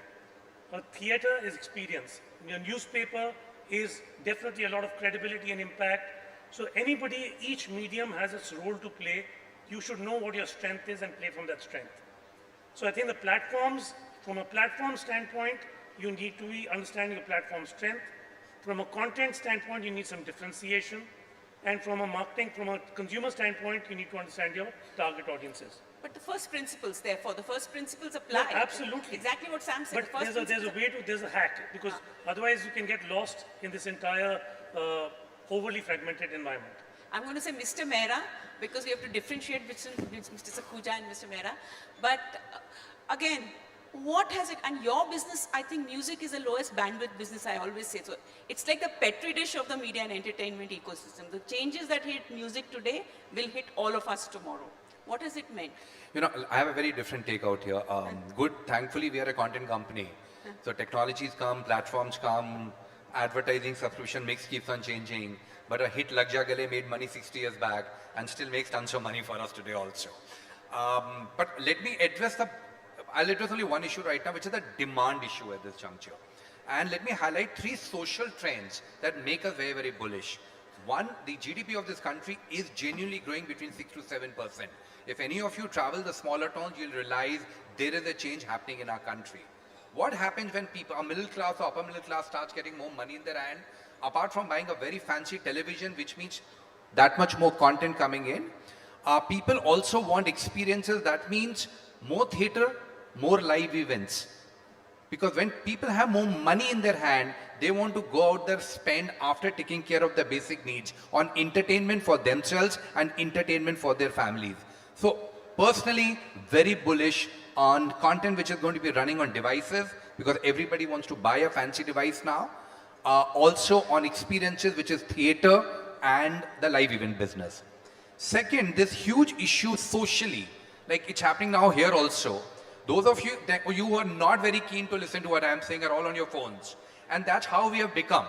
We can't have even 30 seconds when our mind is not stimulated. We immediately move to a phone. Yes, I know everybody is very busy. Not everybody is getting a crucial WhatsApp message every 30 seconds. But we need stimulation. Many of us secretly even go on Instagram at that particular time while we are in a meeting, because maybe the speaker is not stimulating us enough. That means that much more demand for content. Change number 2. Third is a very peculiar phenomena. People always consider digital to be free. That's how at least my generation has grown. Digital never meant that you have to pay for it. If you ask any of 35, 38-year-old parents today and ask them what do their 8, 10-year-old kids want. When we were younger, we wanted money to buy a burger or Coke. When my eldest son was 8, 9-year-old, he wanted money to buy a digital game for their PS2 or 3, whatever was going on that time. Today's kid wants a shield, a sword, right now in a digital game. And parents are ready to pay those 5 and 10 rupees. It's a micro payment for getting that shield for their kid. This is a massive change. It's telling us that people are ready to pay. We are Indians, we are value seekers. You need to give me a rational justification for my emotional purchase, right? But I am ready to go out there and pay, which gives me the confidence there's money to be made. But Vikram, it's not showing in the music business. I'm sorry. All the trends you're saying, I don't see the size rising. It is going to be happening. See, it is in the process. We will take our time. All these changes are happening gradually.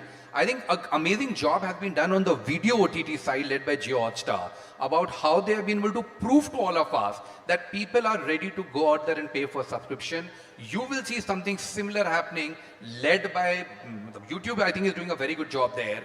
But if I include Spotify and Savans of the world too, I think all of them are going to go and prove to us that people are ready to go out there and pay. But give me a rational justification. If you're going to give everything to me free, I'll not go to pay. You need to put the content behind the paywall. An Indian consumer is ready to pay, provided the money makes sense. This is not a $5 market. This is a $1 per month market. Inshallah, I hope so. Mahesh, Yeah, Vinita. what does it mean for you? You guys are the only force I see coming up with the same size that a Google or a Meta have. What has it meant? I mean, just getting together, I think, was one reaction to the broad question this session raises, that what has the ubiquity of the net, what has it meant for revenues and for monetization? How's it going, combining forces here? Let me take a step back, Vinita, and I think, see, the starting point of... Hold it close, hold it. Can you hear me? I think the starting point of this entire business that we run is content. And the basics of content continue to be the same. We run a very powerful, broadcast business, and today we run a very powerful OTT business. And when we see content consumption, today one of the biggest shows on broadcast TV is Anupama. That continues to be one of the biggest show on OTT platform also. So the core, which is that consumers go choose content that they love and on a platform which is the most convenient to them. And I think that is the core on which our entire proposition is. Yeah. And so as far as monetization goes, I think brands look for reach, and I think that is something that we've delivered, be it on television or on OTT. And very often there is this question that comes that, hey, is television dead? Are people cutting the cord? And I think India is a large country, very different set of consumers. So at the top of it, you have the premium consumers who have moved to OTT or have moved from linear to, say, a connected TV. As far as you are able to provide content that, they love. They've been, be it global content. Like today, a South Bombay family looking for global content on our platform. We have the best, lineup of the top 4 studio content, around 400 plus Emmy Award, winning shows. Or at the same time, the middle of India, which kind of looks for everyday, daily soaps. I mean, that is something that we go give on linear as well as on connected TV. Or the bottom of India, which we actually serve through our free TV networks. Okay, and I think consumers primarily chase content, and that is what we serve through, great, different screens, which is the most convenient to them. Advertisers are chasing the consumer, and we give the whole hog, be it large screen or small screen. And I would say, even when consumers are moving from linear to digital, as far as the large screen is concerned, which is the television screen, I think today Jio Hotstar is almost equal to CTV, or CTV is equal to Jio Hotstar because of the kind of content, long form content that we actually provide. I think when you look at overall content consumption throughout the day, because just like Vikram said, people are scrolling on the phone.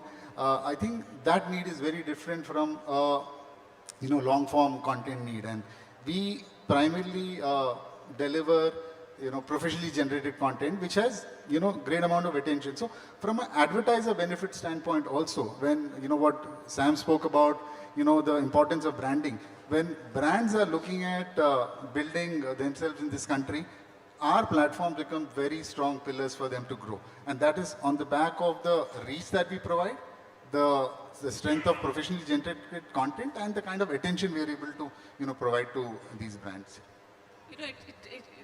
Points taken, but it's at odds with what a lot of what I see is performative investment.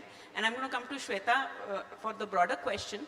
But I had a chat with somebody from Godrej recently, and they're the 3rd largest advertiser in this country. 95%, they spent 1,020 crore on advertising last year. 95% of their spends are on the large screen. They believe very strongly that they need to build brands. They say ki sabun to koi bhi bana lega, we create brands, and when they bought, I think, Park Avenue and a whole lot of, when we buy brands. When we sell them, we sell brands. So that's the core of our business.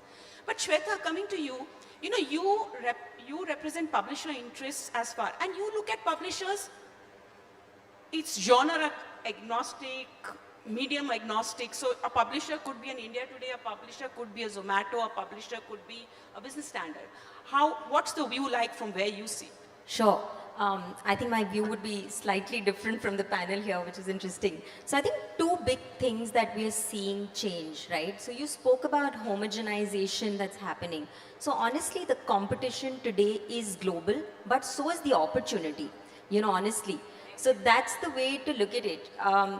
Today, a consumer is probably watching a Korean drama on Netflix, is watching a Brazilian gaming creator on YouTube, and our Indian media companies are competing with this, right? If you look at any trends are also now really global, and technology has sort of ensured that now everyone has access, right? So let's take, for example, like a big change that we're seeing, like microdrama, right? A whole new vertical that came out of China a couple of years back. By the way, just in terms of stats, what I hear is, I think in the next 3 to 5 years, in terms of revenue alone, microdrama in China is likely to beat box office revenues. It'll cross box That's office how, revenues this yes, year. probably. This year. That's how large, like.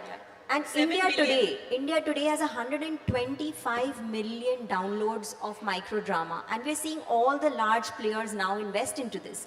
So if you're seeing, that's the opportunity. It's a global opportunity today. It's not just the competition. And that's what we're seeing our publishers do. A lot of our publishers, medium-sized publishers, they're not looking at just Indian audiences. They're looking at global. You might build content for Bharat, but there is an audience sitting outside.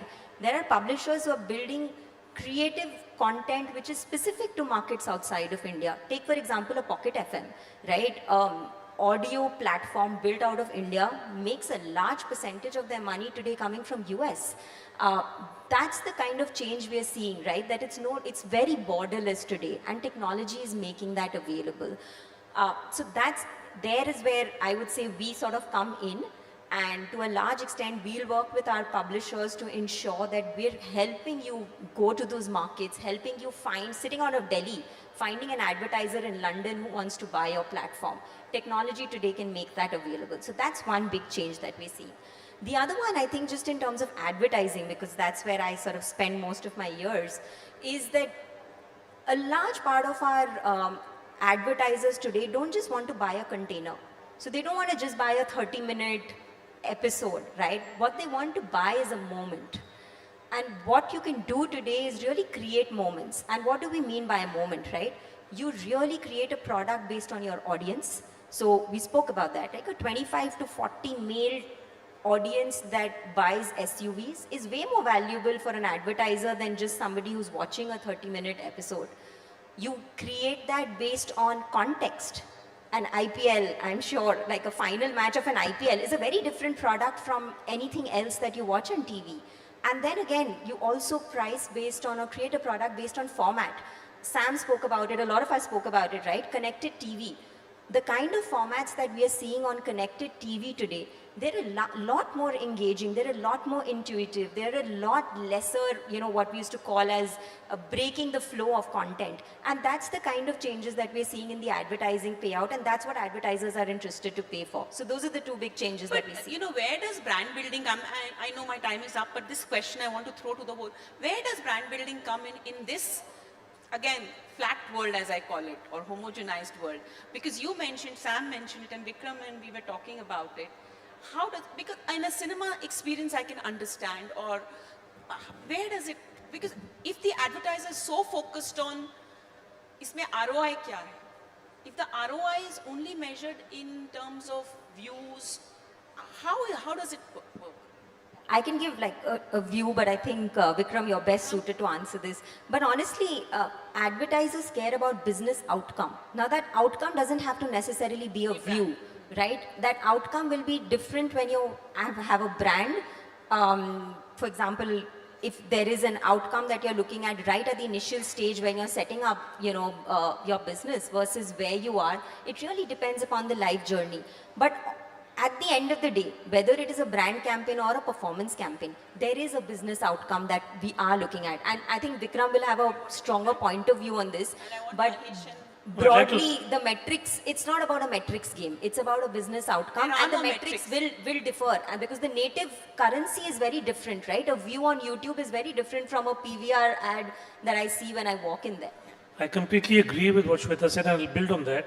Look, the days of spray and pray are over. You can't just say, Ram Bharose, I'm just putting out an ad and my brand is being built.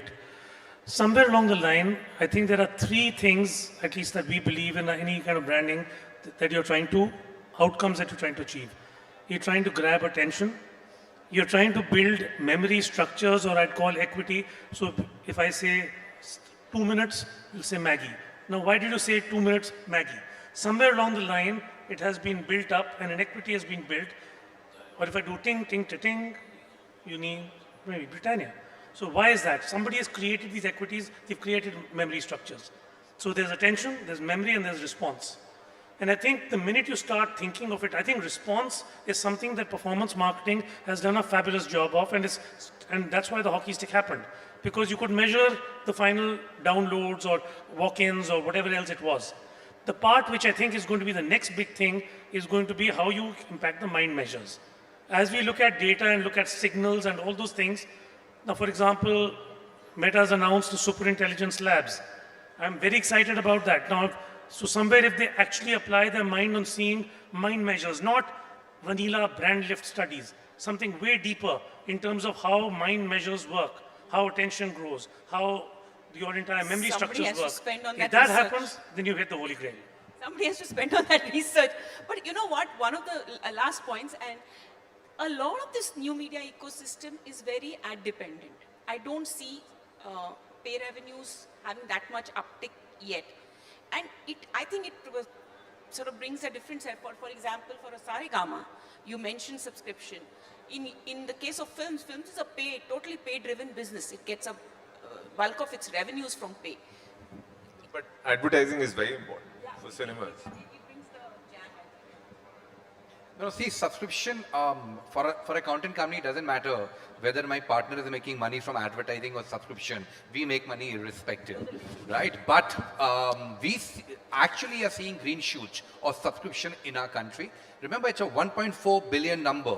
Even if 100 million people decide they're ready to pay $1 each, it's a large, substantial enough number right now, at least for the music industry. And if people are ready to pay $3 to $4 and there are 300 million people doing it, it's a large. Jio Hotstar is telling us it can be done. So we need to believe right now. People have done it in the past. They may have done it for IPL. I want to see Jio Hotstar's IPL results. Jio Hotstar Kevin, please representatives release the numbers on revenue. Sorry. Yeah, Mahesh. I said there are 2 Jio Hotstar representatives over here. I think you guys have done a fabulous job. Okay, this screen is, it's very unfair. Our time's been cut and we barely covered 2 questions. So, but that's it. It's a fantastic panel. Thank you, guys. We'll continue this. Thank you so much, everybody.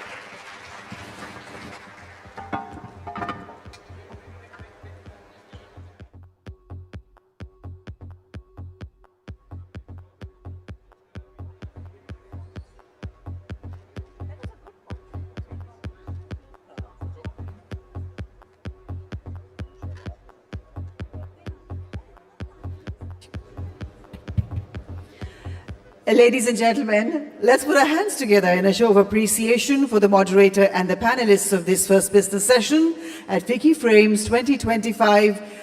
I am going to request you all to settle down, take your seats. We have another session coming up immediately after this. We have Ayushmann Khurrana joining us along with Mayank for a very interesting conversation. So don't go anywhere. You're going to miss this. Settle down, take your seats. Ladies and gentlemen, please.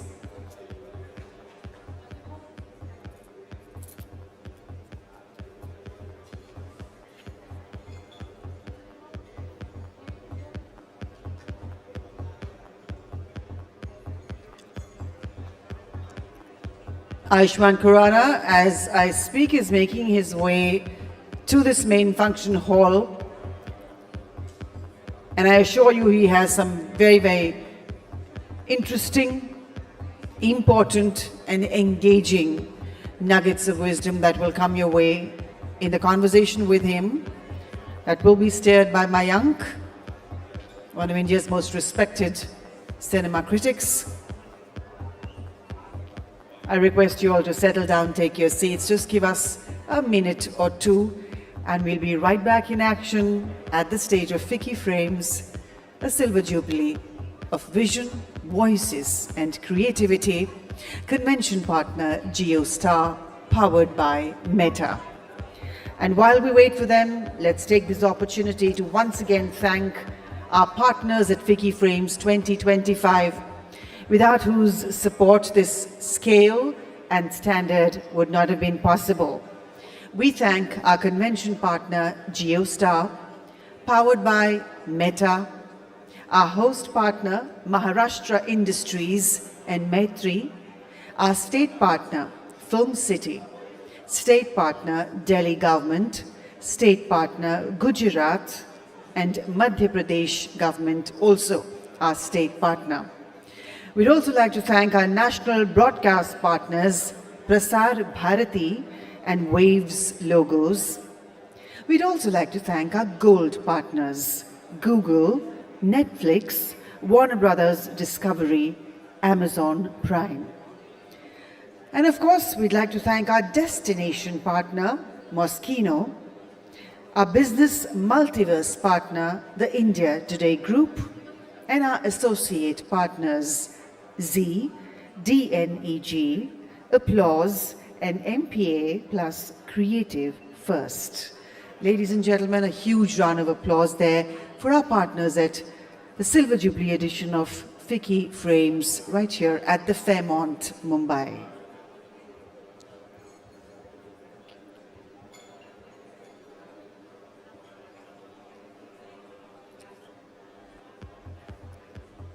It comes your way as a request. Please settle down, take your seats. If I had the opportunity, I would keep sitting. Ladies and gentlemen, please settle down, take your seats.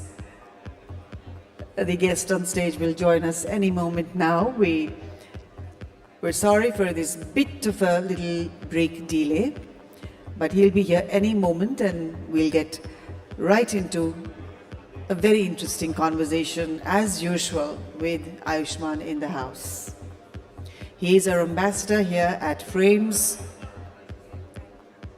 He's a multi-awarded, national award-winning Indian actor who with his work, through his work and by his work is transforming lives with every film, every project, every advertisement that he chooses to be a part of.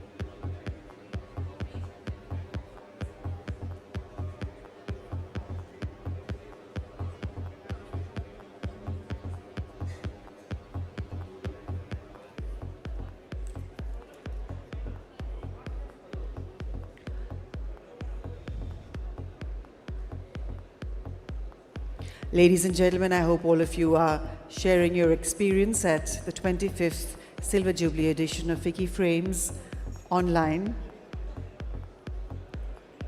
You can use the hashtag Ficci Frames 25 and share your experiences, your thoughts, your opinions, photographs, videos, and share with the world out there how we at Ficci Frames are continuing to engage leading voices from the world of media and entertainment to impact the oncoming future.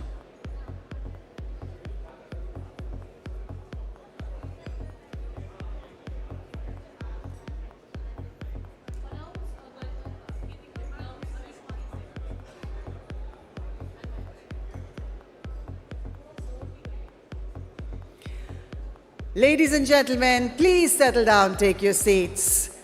It's going to be super fun for me to introduce this next session because I'm one of those MCs. When I see an artist who deserves a grand introduction, I make it a point to give him one or give her one. Up next is a conversation with an actor. Nay, let me rephrase that. With a kalakar, who redefined how cinematic stardom can be molded in Bharat's mind space. कलाकार का सबसे पहले जिक्र बताया गया था नाट्य शास्त्र में.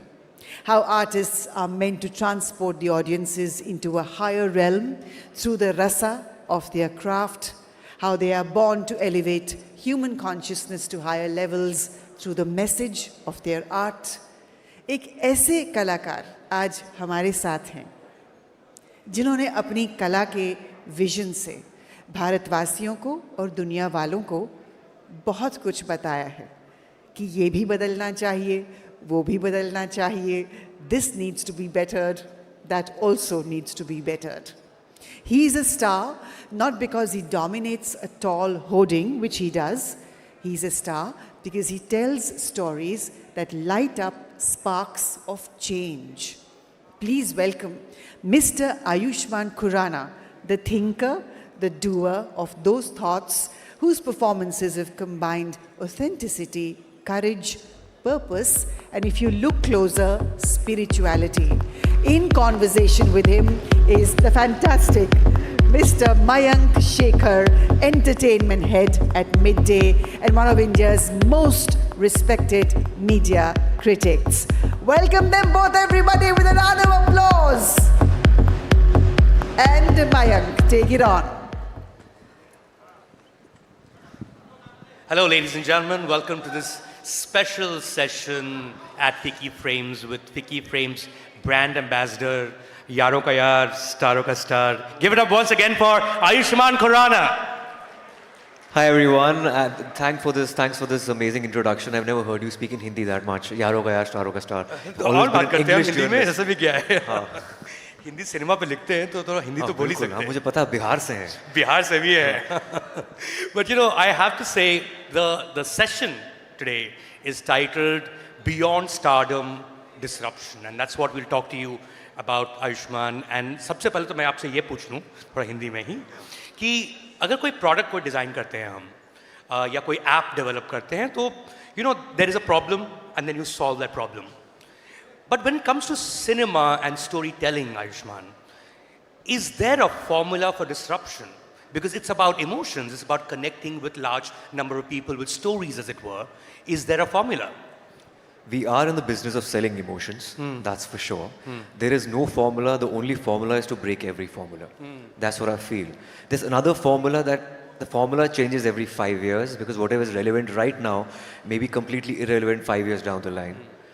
At the same time, there's another formula of staying rooted as much as possible. Be Indian to stay relevant because हम इंडिया को कहानियाँ बेच रहे हैं. तो I think जितना हिंदुस्तानी रहेंगे, जितना grassroots level से connected रहेंगे, I think that's the formula. The other formula, of course, and this is not a formula, it just happens sometimes in everyone's career, Ayushmann, is the fact that, you know, there are certain decisions you take. There are certain things you say yes to. Even more importantly, certain things you say no to. And that changes your life, that changes your career, trajectory, that changes the way you are in your profession. When you look back at the number of years that you've been in the entertainment industry, films is just one part of it. Even before that, you were RJ, you were a VJ, you were working in television. Is there a moment that you can remember that you said yes or no to that completely changed your life? I've taken these baby steps towards success. Being a journalist, because I'm a student of journalism, did radio, television, theatre.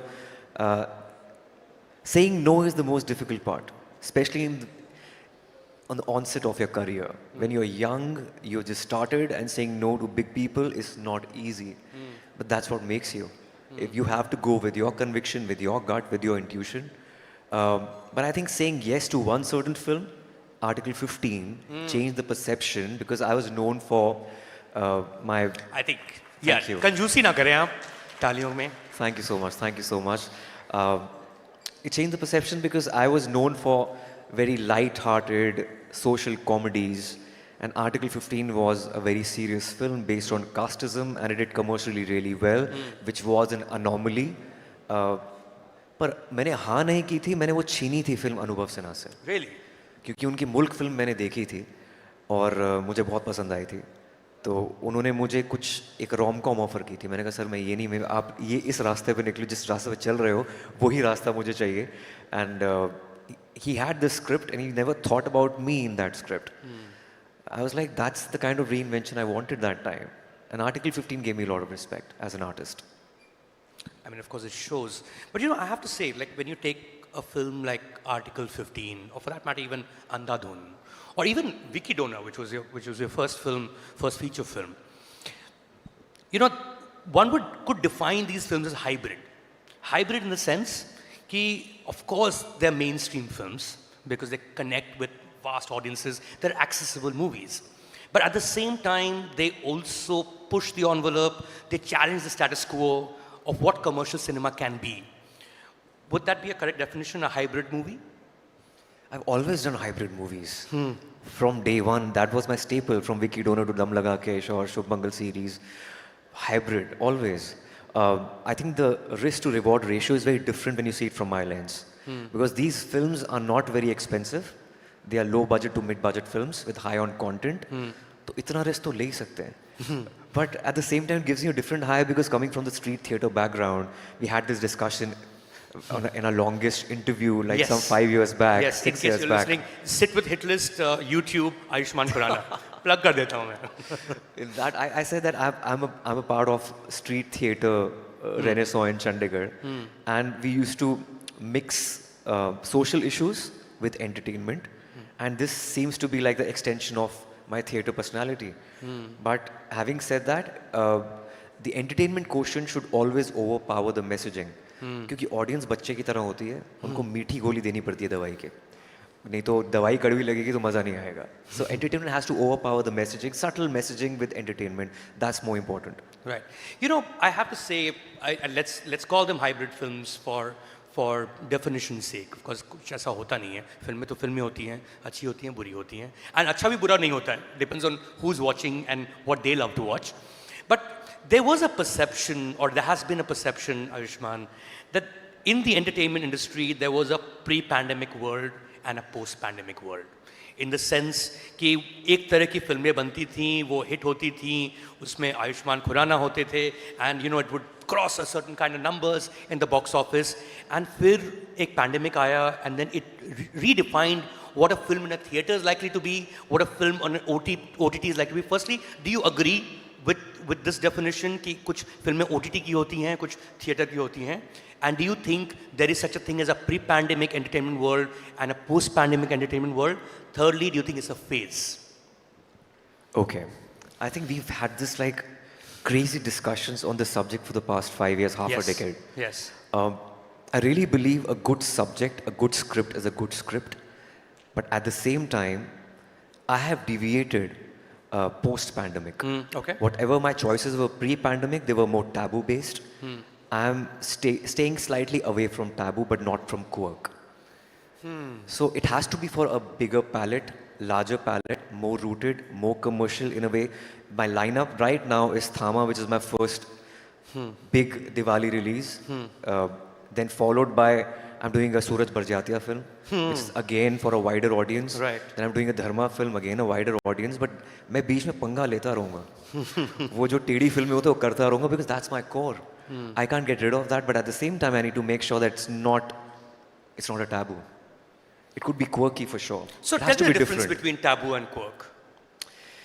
Taboo could be a film on erectile dysfunction. Shubh Mangal Savdhan is taboo. Ji. A commercial film on LGBT is again taboo for the mainstream audience.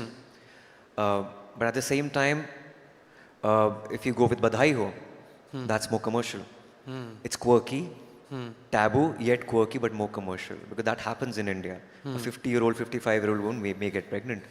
It happens. It's so anything which is not an anomaly, which goes with a wider palette, it's more commercial and more theatrical. But taboo films can go for OTT. But that's the irony. We need to reach those kind of films need to be reached to the grassroots level. तो वो पंगा जैसे मैं role लेता रहूँगा बीच में, you have to balance it out. I think one tends to forget one of the biggest hits that someone took, and here I mean the opposite of a hit, is you during the pandemic. I mean, Gulabo Satabo was a film that had to go directly to digital. It was supposed to be a theatrical release. Would Gulabo Satabo be taboo or quirky? Gulabo Satabo.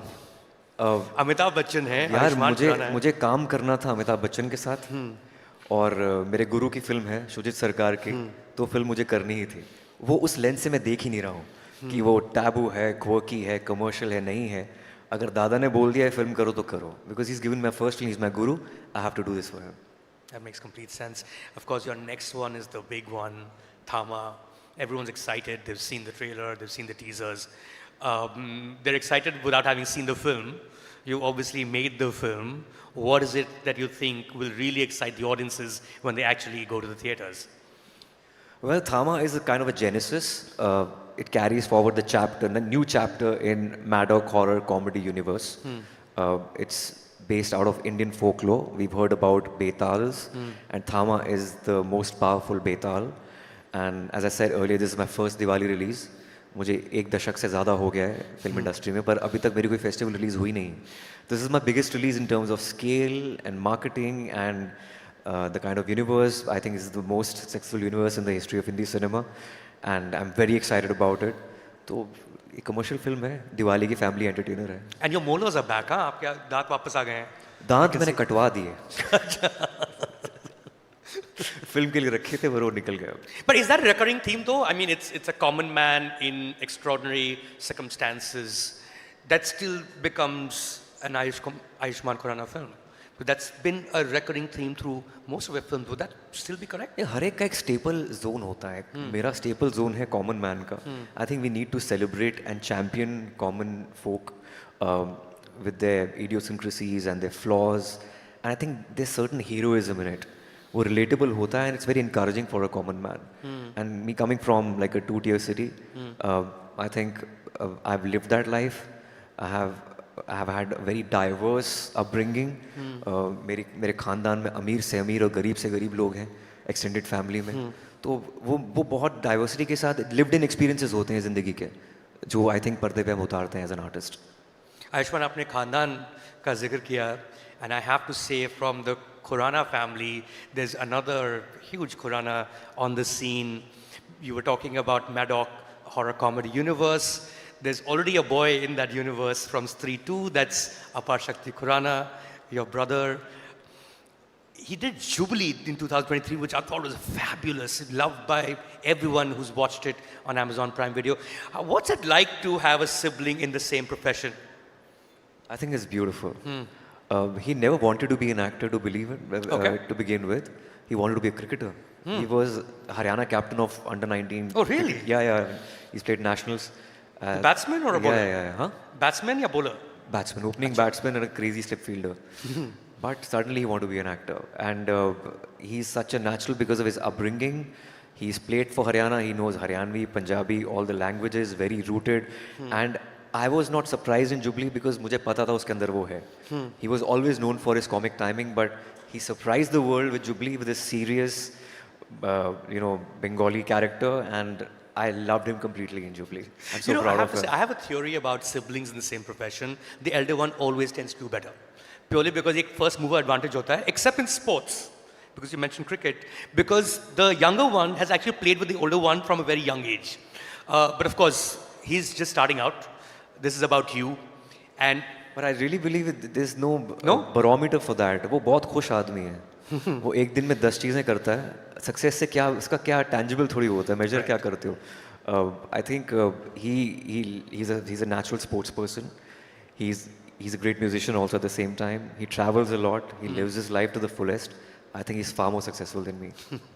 And of course, he also has a long way to go. But you've had a crazy run, Ayushmann. And of course, you'll continue to have a crazy run from here on as well. When you look back at your years, and if you were to, at Ficci Frames, organize a retrospective of your works, you had to pick 5 films. What would those 5 films be? It's difficult to choose. It's not easy. I'll start with my first film, Vicky Donor. Of course. Dam Laga Ke Haisha. Andhadhun. Article 15. I don't know about Shumangal series or Dream Girl, but there's an underdog film called Action Hero. I'm really proud of it. And I hope Thama makes to the list when you watch it this Diwali, 2 weeks from now. Yeah. Which will be a commercial success, I hope, and I wish the movies that you mentioned also been very widely loved. There's one that you missed, I think, and which I think is developing a cult of its own over the years, and I learn it from young people, is a movie called Meri Pyari Bindu. It's one of those films, and I really hope that you continue to do these amazing movies, Ayushmann Khurrana. Ladies and gentlemen, please give it up for Ayushmann Khurrana. Thank you so much. Thank you so much. Thank you, Mayank. It's always a pleasure talking to you.